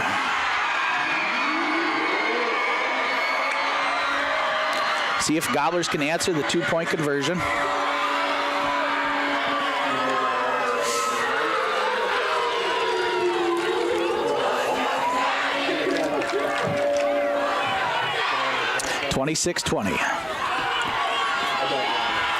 Sorry, 26-28. Rangers lead. This is the factor right here.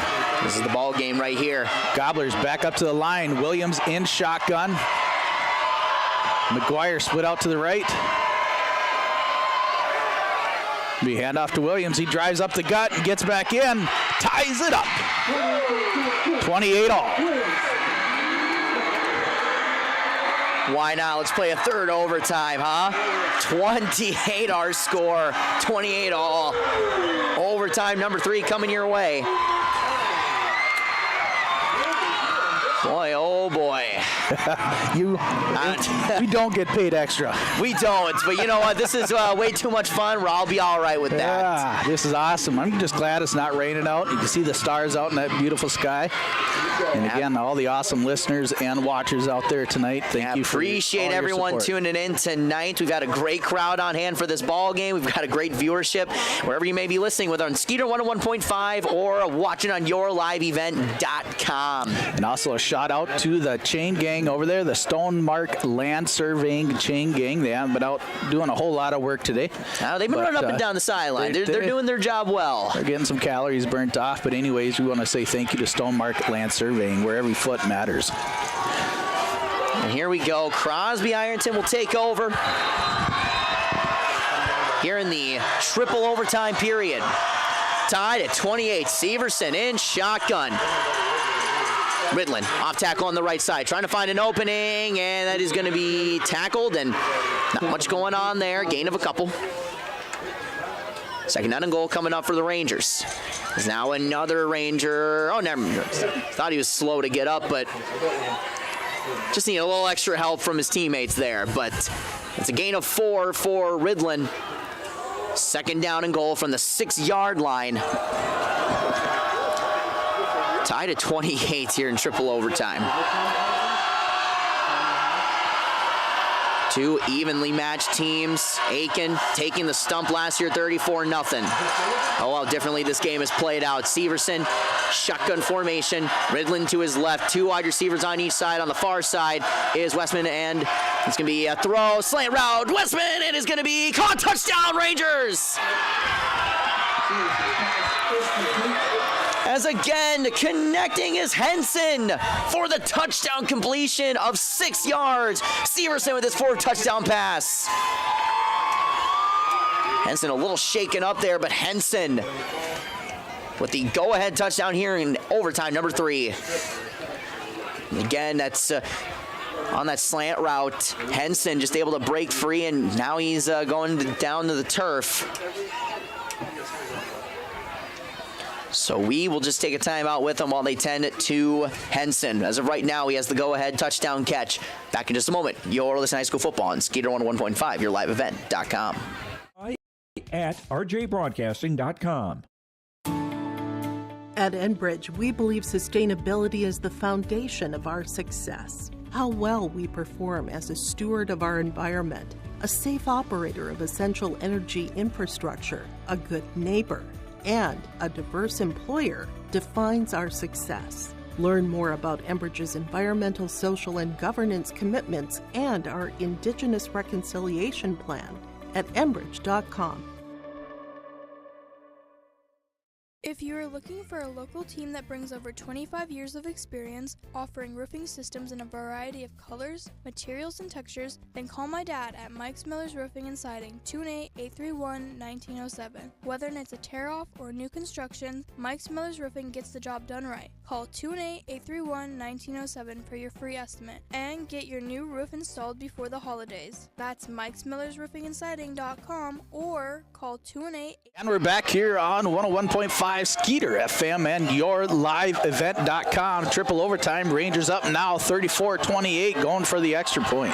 2-point conversion coming up here for the Rangers. Severson with a 6-yard touchdown pass to Henson, who is out on the sideline with that injury timeout, but they have connected for 2 touchdowns tonight, including here in triple overtime. 2-point conversion coming up here. Looking to throw. Severson, it is caught on the near sideline. Touchdown, or 2-point conversion rather. Excuse me, for CI. As on the catch that time is going to be Luke Johnson, the tight end on the reception for the 2-point conversion. So Crosby-Ironton now taking a 36-28 lead. Gobblers looking to respond here in the third overtime period. See what Hills gets drawn up now. He's talking to McGuire on the edge of the field here. first and goal from the 10-yard line again for the third overtime here. Rangers up 36-28. McDevitt split out to the right side. McGuire under center, wishbone backfield. And it's going to be a boot pass over to Jones. Jones gets up too close to the second 2-yard line. Nice 8-yard pass for McGuire to Jones.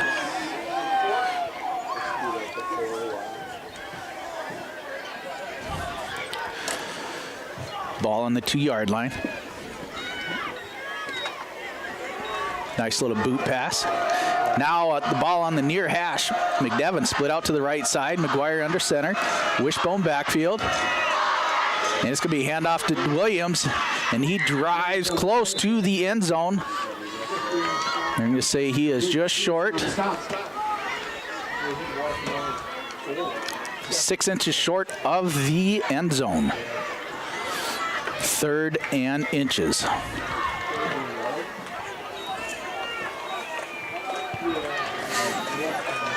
And McDevitt will be split out to the left side. McGuire under center. Growler's got 2 more chances. Handoff to Williams again, and he is in for the touchdown. Jacob Williams. Touchdown. Here we go again, 2-point conversion.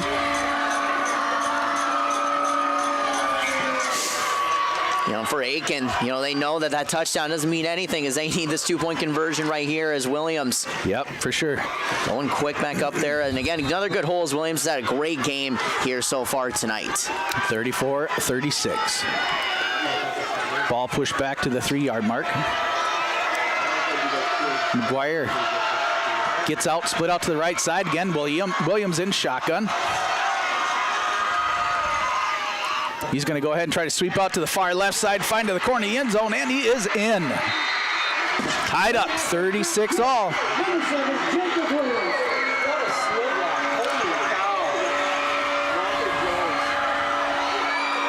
Well, I tell you what, that was a good burst outside, and you know, once these guys had a lot of green grass, having good blocking on the edge there for Aken to set up that touchdown. And let's go to overtime number 4, huh? Yeah, what else are you? Yeah, might as well. I tell you what, this is one of the best stump games I have been able to witness in the last 14 years of doing this. This is awesome. 36 all. Overtime number 4 here in Aken. How much this means to both these teams. Crosby-Ironton will get things going here for overtime number 4. Both teams scoring in their last 2 overtime possessions. And here we go, Severson with 2 straight touchdown passes and 2 straight possessions. 2 wide receivers out to the left side. None out to the right here. I formation for Crosby-Ironton. Severson is in shotgun. Fullback is going to be Ridlin Ryberg behind him. And it's going to be a QB keeper and dropped right away. Oh, no, he's... Yeah, dropped right away with Severson. Tackled by 71, Camden Visnovic. Seems Severson potentially trying to get a couple of yards there as Severson took a hit on that one. And now we've got a whistle, and we will have a injury timeout here. Kobe Severson, and boy, this is a big one for the Rangers. We'll take a timeout with them. Back in just a moment. Tied to 36 here in overtime number 4. Back in just a moment on Skeeter 101.5 and yourliveevent.com. 7. Let's get real. Get ready for a place that's big enough to grow and small enough to care. The University of Minnesota Crookston offers more than 35 majors, minors, and certificates. Earn a University of Minnesota degree. What did you think? Severson hobbling off the field for Crosby-Ironton, and a big loss here for Crosby-Ironton potentially. Wessner will come in at quarterback for the Rangers. We are tied at 36. Gain of 1 on that QB keeper by Severson. But now here comes the sophomore Wessner in a big spot. 2nd and goal on the 9, tied at 36 in overtime number 4. Boy, oh boy. See how Wessner answers the bell here. Wessner in shotgun formation. High snap, looking to throw, swings out to deep on the right side, and overshot his intended receiver. That was McLean on the near end zone here, and that is going to be incomplete. 3rd and 9 coming up, just overled his receiver. And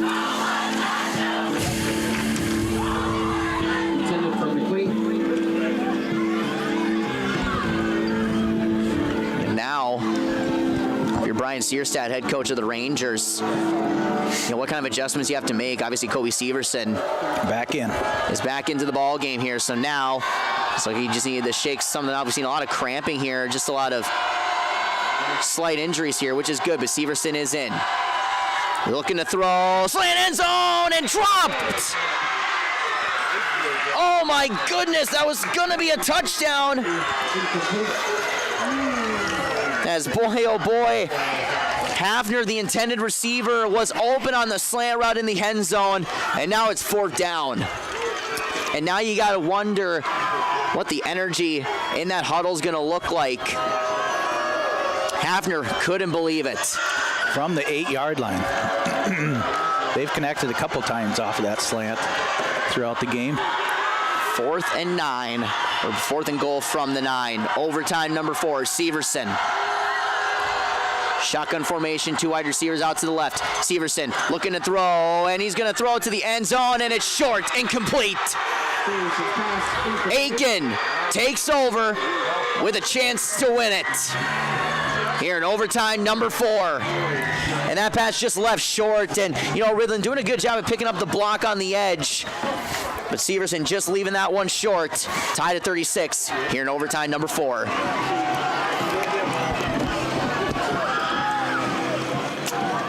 Hills had a good talk with McGuire before he got out on the field there. And McNevin will be split out to the left side. Wishbone. McGuire under center.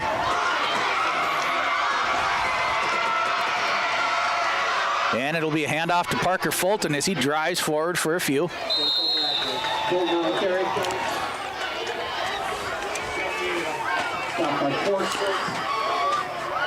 Pushes it up to the 6-yard line.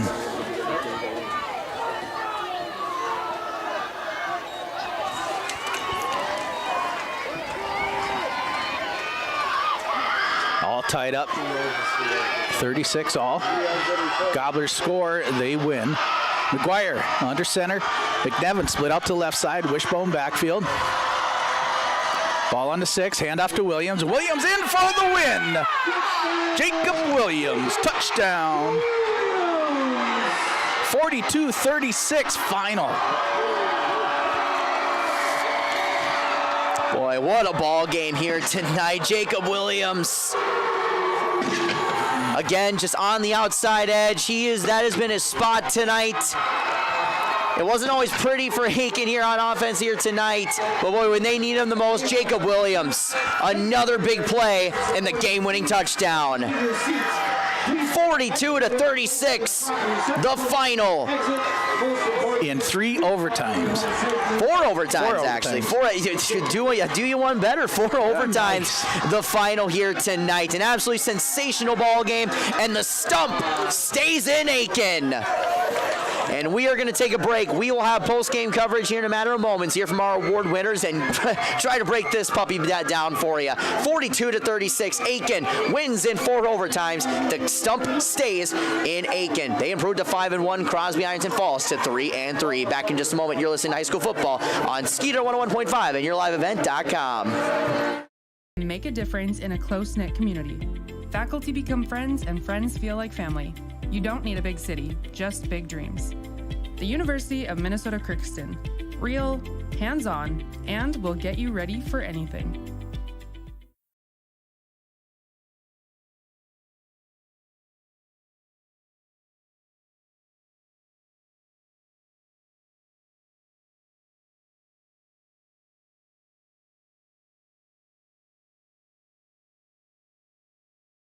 It's been more than just a family tradition since 1938. Purchasing a new Ford car, truck, or pre-owned vehicle from Aken Motors. Family owned and operated. Aken Motors offers you a stress-free car shopping experience. Need an oil change? New tires? Check out the low price tire guarantee. Aken Motors has a full service department with factory-trained Ford technicians. For hours, appointments, and vehicle inventory, visit AkenMotorsCO.com. Every Wednesday night at 7, watch the YourLiveEvent.com Coaches Show, presented by the Hillsborough Economic Development Corporation. Stay up to date with the latest goings-on in the region, as we'll hear from area coaches in North Dakota and Minnesota. Plus, we'll highlight area high school seniors on their achievements in the classroom and on the court with our Senior Spotlight. That's the YourLiveEvent.com Coaches Show, presented by the Hillsborough Economic Development Corporation, Wednesday nights at 7 on YourLiveEvent.com. Welcome to Aken Schools. Our mission here at Aken Public Schools is to empower our students to be lifelong learners and citizens by maximizing community, staff, and parent involvement, all while learning in a safe environment. Our students take pride in being gobblers and are supplied with the facilities and tools necessary to achieve our goals of student success. For more information, visit home.isd1.org. We are ISD1. Go Gobblers! Oh, yeah, let's get him. Let's do Welcome back. Post-game coverage here on Skeeter 101.5 and YourLiveEvent.com. Noah Caruso, Lance Bauman here with you. And boy, oh boy, Lance, decent football game tonight. Oh, that was awesome. That was a nail biter. I'm a nail biter anyway, but I'm down to my knuckles now. I tell you what, that was it was awesome. As you see on just a good game. Oh, it's a sensational game, rivalry game for the Stump. It stays in Aken with a 42-36 victory in 4 overtimes here tonight on Skeeter 101.5 and YourLiveEvent.com. Gobblers getting the stop in overtime number 4. Jacob Williams, the game-winning touchdown, part of his 4 touchdown runs here tonight. A sensational night from him. But one thing that I think we need to talk about too, Lance, is quarterback play. Stepped up huge in this one with an injury. Yeah, big deal. Player of the game here, Jacob McGuire. Jacob McGuire did a good job again after Braden Smith taking that sack there in the first half and just really getting laid out there by the Crosby-Ironton Ranger. And, McGuire, he stayed posed and confident throughout all the plays and did a great job and was able to lead these Gobblers to a 4 overtime victory. Absolutely. And, for Crosby-Ironton, looking on their side of things, again, a lot of good performances here tonight. And, once you get to that overtime period that close, the score looks a lot higher, of course. But with that being said, I thought that both defenses came to play today. Crosby-Ironton, nothing to be, left unsaid about them. I mean, it was a fantastic effort. Severson had himself a great game as well. Got a little banged up in that last overtime, which ended up being a big factor. But for Crosby-Ironton, sometimes it's always tough to lose a game, especially like this. But, you got to feel pretty good for the last few games of their performance tonight. Oh, yeah. They've been coming on strong here with a couple victories over there in Crosby, over International Falls and such. And, coming into the night, again, it's been tough. The Gobblers only had a couple of returning players from last year. Still trying to put everything together and doing a good job and doing it one play at a time.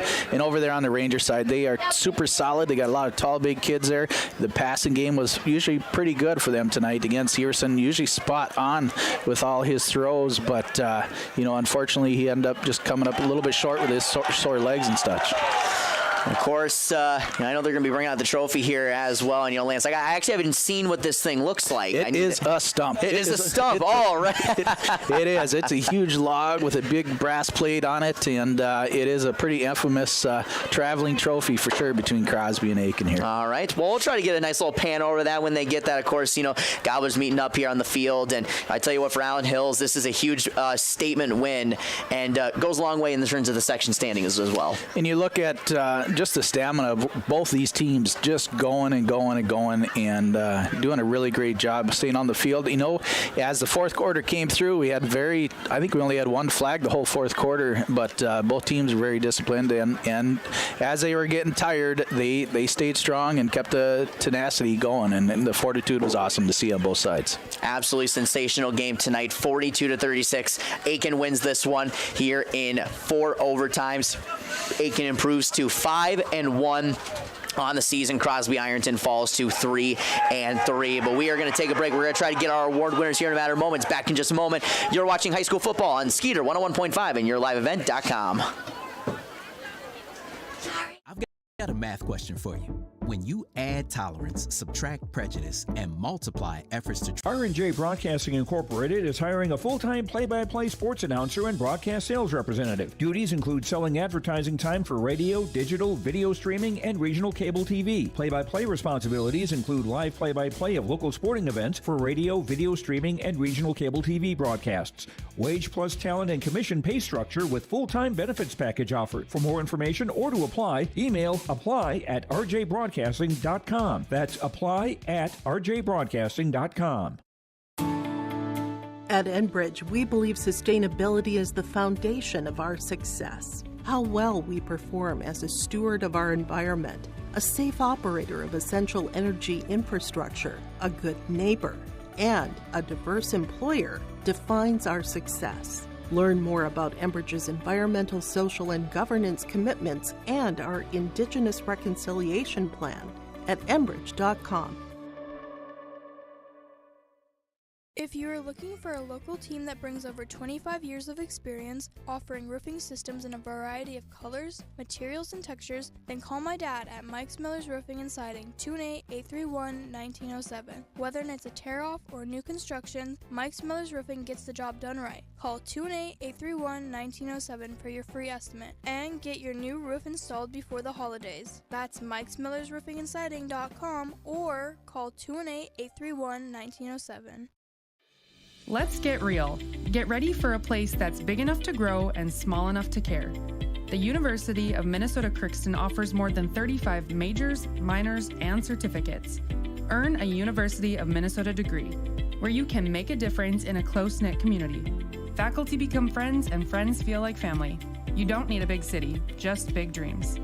The University of Minnesota Crookston. Real, hands-on, and will get you ready for anything.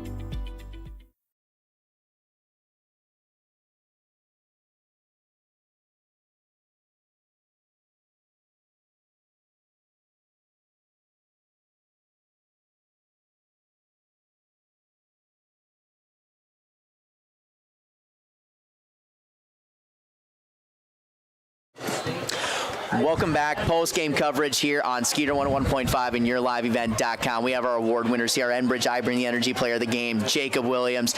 You know, Jacob, I could ask you a million different questions, I feel, of how it feels to get this win in 4 overtimes. But try to break down for me how you're feeling right now. Honestly, it's a lot of heart. Nothing will ever come close to the feeling that I felt tonight after the win. And the feeling when you were down and you just had all your brothers to pick you up. It was just the best, most emotional and best feeling I've felt in a long time. And this is the win that's going to spike our season. This is the win we needed. Oh, absolutely. In terms of the importance, obviously keeping the stump here in Aken. But, you know, Jacob, it was your game-winning touchdown that won, a part of 4 touchdowns you had today, over 140 rushing yards. Take me through that game-winning play. Honestly, I was dizzy. I was tired. But I knew that our team, we worked so hard in practice, and it wasn't going to go down like that. Our O-line fired out. We did everything we could, and we won the game. It wasn't just my effort, it was the whole team. It was a great team win. Oh, absolutely. And, you know, Jacob, let's talk about the defensive effort as well, and just really where you guys dig deep, because, I mean, you get to 4 overtimes like that. Crosby's going up and down the field. They had some big plays in this one. Where were you guys able to find just that, just kind of, I just don't even know how to describe that energy to pull through and get the win here today? Yeah, we found it in each other. We looked at our brother who was right next to us, and we were going to do it for them. Not for ourselves. We're not going to be selfish and just want this win for the stats. We did it for each other. That's all there is to it. We played with heart. We played with passion. We did it for our brothers.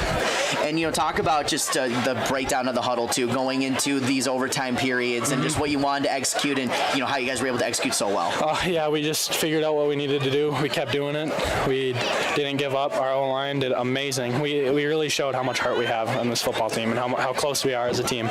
If we weren't so close and we didn't have the bond that we did, that game went to win like it did. So I'm prouder than hell of it. Yeah, and you know, you mentioned it. This is going to be the win that you know, really gets the season. I mean, you guys are 5-1 right now, and you know, this is probably the biggest win of the season for you guys. But just talk about moving forward. You know, moving to practice this next week. Just what the energy is going to be moving forward and what you want to see from your squad. We're not satisfied at all. You know, the job's not finished. We're looking on a section title. That's our goal. Nothing else. We're focused on that section title, making it to the state tournament. Well, Jacob, absolutely. Well, Jacob, a fantastic performance from you and your squad tonight, and a fantastic fantastic ball game. Jacob, congratulations on Enbridge Ivy Managed Player Game. You enjoy this one. Appreciate it. Have a good one. And then we are going to have our big deal of the game joining us in frame. Jake McGuire joining us. First and foremost, Jake, I mentioned it to Jacob Williams. I could ask you so many different ways. I could reword it so many ways of what this win means and how it feels in 4 overtimes, but try to break it down for me. I mean, it's just a huge win, you know. Everybody wanted to come in, win this game. Still got a lot more football left to play, but huge credit to all the boys out there fighting through it. I know everybody was tired. We just kept on fighting, and that's what we need to do. You know, and Jacob, sometimes in a position as when you have to come in relief at quarterback, it always can be a lot of pressure in a close game, but you came in and did the job and got the win here for your team tonight. And just break down for me, you know, what you and Allen Hills were talking about. To really just, what was your mentality when you had to sub into the ball game? We were just going to keep it simple. You know, I'm getting a couple snaps every once in a while, but really nothing to prepare me for this, so we were just going to keep it simple. Go as the game goes on, the more comfortable I get, the more open the playbook will be, and just go from there, see what happens. And, you know, obviously it's a team game, of course, and this was the definition of a team win tonight. But when in a close game like this, you always got to look to your quarterback to be the leader. Talk about, you know, what that meant to you in this overtime period to step up for your team and, you know, really just how you're able to kind of calm the nerves a little bit. I mean, it's just huge. I don't know if I calmed the nerves too much, but hopefully I did a little bit, just reminding them, keep our heads, keep working. O-line did a hell of a job blocking everybody we needed to, and it was just great to see. And what was going through your mind when you saw Jacob Williams prance into the end zone for the winner? What I love to see. You know, we could have stayed on the field for 7 more, but it was good that we ended it then. And, you know, talk about what this win does for you guys moving forward. I mean, now 5-1 on the season. I know you guys probably aren't satisfied. You're eyeing for that section championship, and you guys are in a good prime position to do that with a win tonight. But, you know, just what does this do with the team moving forward? It's just a huge another stepping stone. You know, we're focused on the section finals. That's where we want to make it to, and this is just going to keep us going on our way. Being able to fight through all this adversity that we had to go through this game, you know, losing our quarterback, losing our starting defensive tackle. It's a huge losses on both sides, but just being able to fight through us teaches us that we can make it through it, and that's what matters. Well, I tell you what, Jacob, it was a great performance from you tonight, and you looked good throwing the football, made big plays when you needed to, and the win here in 4 overtimes tonight, big deal of the game. You congratulations, Thank sir. you. Thank you. And we are going to take a break. We'll see if we can get Allen Hills, head coach of the Gobblers, in a matter of moments. But again, our Enbridge Ivy Energy player of the game, Jacob Williams, game-winning touchdown. Big deal of the game to Jake McGuire stepping in relief at quarterback. We'll take a break. Back in just a moment. We listen to high school football on Skeeter 101.5 and yourliveevent.com. It's been more than just a family tradition since 1938. Purchasing a new Ford car, truck, or pre-owned vehicle from Aken Motors. Family owned and operated. Aken Motors offers you a stress-free car shopping experience. Need an oil change? New tires? Check out the low-price tire guarantee. Aken Motors has a full service department with factory-trained Ford technicians. For hours, appointments, and vehicle inventory, visit AkenMotorsCO.com. Every Wednesday night at 7, watch the YourLiveEvent.com Coaches Show, presented by the Hillsborough Economic Development Corporation. Stay up to date with the latest goings-on in the region, as we'll hear from area coaches in North Dakota and Minnesota. Plus, we'll highlight area high school seniors and their achievements in the classroom and on the court with our Senior Spotlight. That's the YourLiveEvent.com Coaches Show, presented by the Hillsborough Economic Development Corporation, Wednesday nights at 7 on YourLiveEvent.com. Welcome to Aken Schools. Our mission here at Aken Public Schools is to empower our students to be lifelong learners and citizens by maximizing community, staff, and parent involvement, all while learning in a safe environment. Our students take pride in being gobblers and are supplied with the facilities and tools necessary to achieve our goals of student success. For more information, visit home.isd1.org. We are ISD1. Go Gobblers! I've got a math question for you. When you add tolerance, subtract prejudice, and multiply efforts to treat one another with respect, what do you get? Less division. And school sports have it down to a science. Looking for an example of what can happen when we realize there's more that unites us than divides us? Look no further than high school sports in Minnesota. This message presented by the Minnesota State High School League and the Minnesota Interscholastic Activities Administrators Association. R&J Broadcasting Incorporated is hiring a full-time play-by-play sports announcer and broadcast sales representative. Duties include selling advertising time for radio, digital, video streaming, and regional cable TV. Play-by-play responsibilities include live play-by-play of local sporting events for radio, video streaming, and regional cable TV broadcasts. Wage plus talent and commission pay structure with full-time benefits package offered. For more information or to apply, email apply@rjbroadcasting.com. That's apply@rjbroadcasting.com. At Enbridge, we believe sustainability is the foundation of our success. How well we perform as a steward of our environment, a safe operator of essential energy infrastructure, a good neighbor, and a...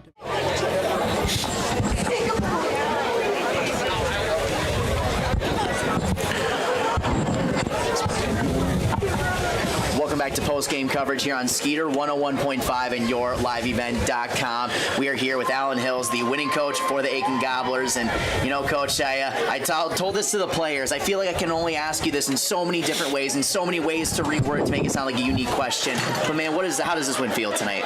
You really can't top it. It's, this might be one of the greatest games in the history of this rivalry that's gone on for a long time. And it's special to be a part of.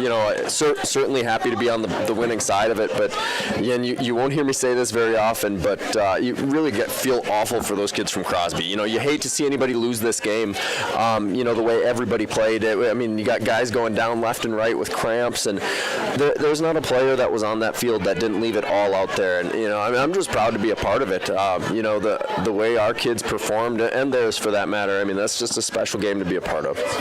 And it seemed that as the game went along, we talked to last week, the offensive line got off to a slow start.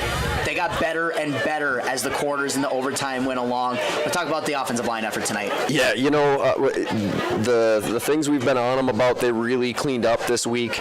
And like you said, we got stronger as the game went on. And a couple of those guys only playing offense for the most part certainly helps. And Jacob is, something special and just kind of keeps getting better and better as himself as it goes. So, but hats off to those other two running backs as well. Walker and Parker had great games in their own right, and the offensive line. We've been on them a lot, and I'm so proud of the effort that they put forth tonight.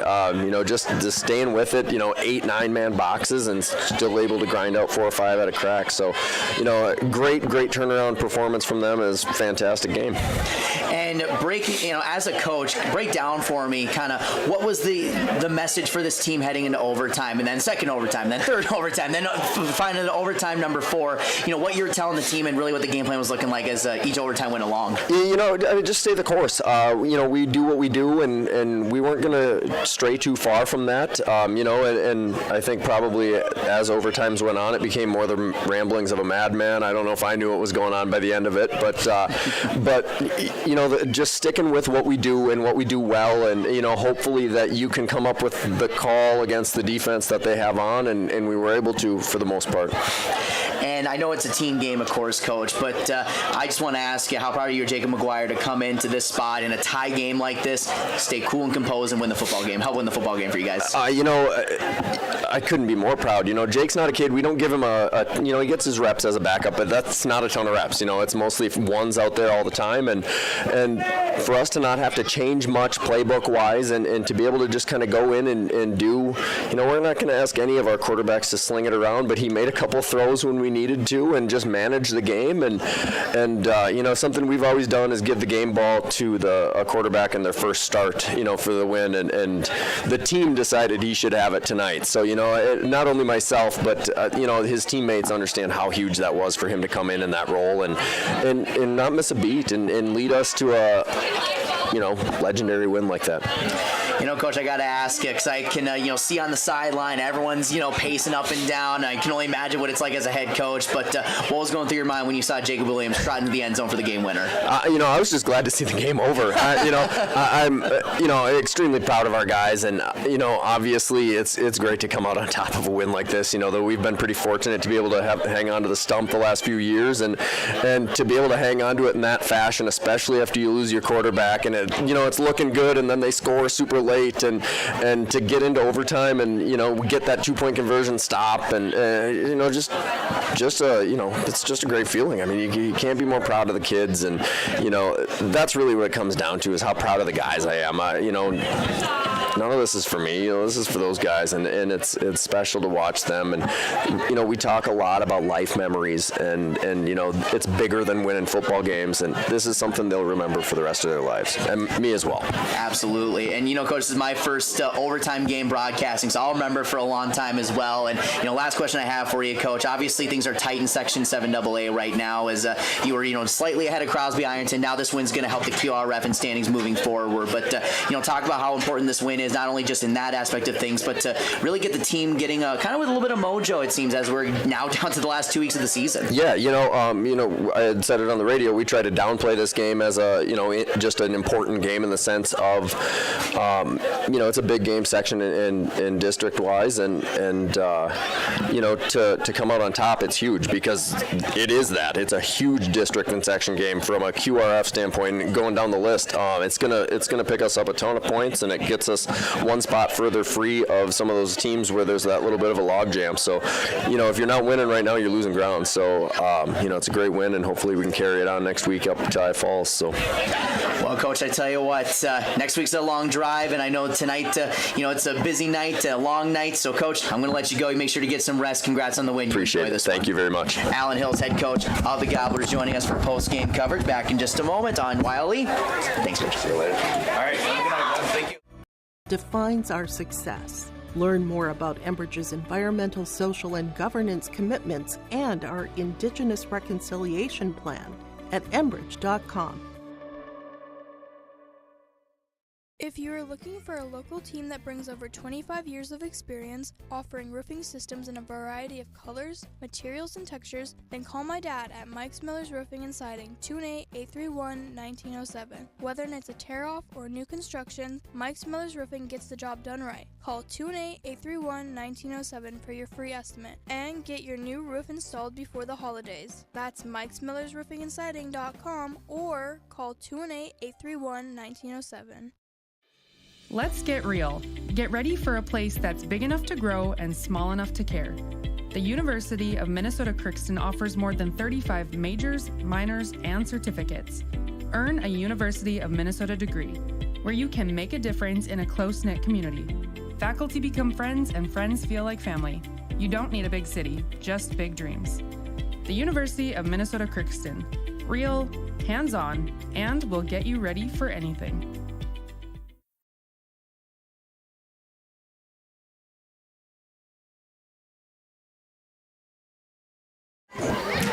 Wrapping things up here on Skeeter 101.5 and YourLiveEvent.com. Aken with a 42-36 4-overtime victory here tonight at Veterans Field. And Lance, is there any other way we can try to recap this game? Any last words or anything to just try to talk about this thing? It was just wow. That's all there is to it. The 3 hours of playing football here, going back and forth. It was an awesome nose-to-nose game.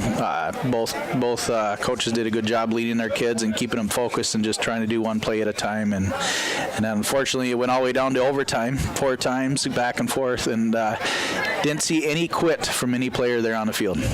And with that, I mean, it's one of those things where you feel bad for whoever has to lose that game. And for our listeners that are Ranger fans listening from Crosby-Ironton, an absolutely sensational performance from their team. And I know it's tough to lose this game, but they should walk out of here with their heads still held pretty high. Oh, for sure. Again, and then the refs. The refs don't get paid overtime for all this too, but they did a pretty good job all the way throughout the night, and that's where they are needed. So if you want to do any reffing in any sport, in any high school event, definitely do it. It is needed. It's well deserved and well respected, the little profession to do. And again, hats off to the refs tonight. Hats off to everyone here at Aken as well. The fans for Crosby-Ironton and Aken, and everyone helping out with the field and what have you. It's a whole team effort here to make a broadcast like this happen and make it as fun as it is. And we'll run through our final stat lines here before we close things out today. Right now, for leading rusher for Crosby-Ironton, Gabe Ridlin had a great game tonight. He finished with 116 rushing yards in this ball game on 22 carries. Severson also had a fantastic game, 4 touchdown passes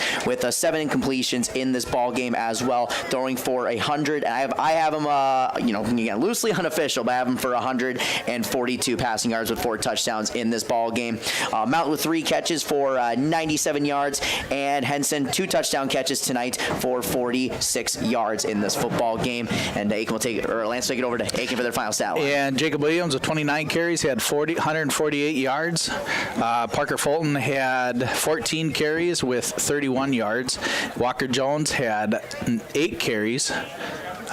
Looks like he had about 47 yards also with a touchdown, and Williams had the rest of the touchdowns for the night, and a couple extra points also by Williams. Absolutely sensational night from our big deal of our Enbridge I Bring the Energy player of the game, but our big deal of the game sponsors. Special thanks to Atwater Chevrolet GMC in Aken, Riverwood Healthcare, Pizza Ranch in Baxter and Little Falls, W.W. Thompson Concrete Products in Brainerd, Matson Lumber in Nisswa, Donlinger Automotive, Donlinger Automotive in Brainerd, BigDealAuctions.com, Cuyuna Regional Medical Center, Tykes Carpet Castle in Brainerd, and Shannon's Auto Body in Brainerd. Special thanks to Stonemark Land Surveying for the chain gang measurement. Didn't need any measurements today, but we always appreciate their support, none of the less. But with that, Lance, I don't know about you, but I think we got to call it a night here. Yeah, for sure. Everybody, thank you for listening. Thank you for watching, and keep smiling, and have a great night, everybody. Absolutely. Special thanks to everyone who took the time to listen to me and Lance tonight, and special thanks to all of our sponsors for helping make this broadcast happen. Shop local, support the community, and support the team in that community. Final here in Aken tonight, 42-36 in 4 overtimes. Gobblers improved to 5-1 on the season. Crosby-Ironton falls to 3-3. But of course, from everyone here for Skeeter 101.5 and YourLiveEvent.com, we say thank you and good night from Aken.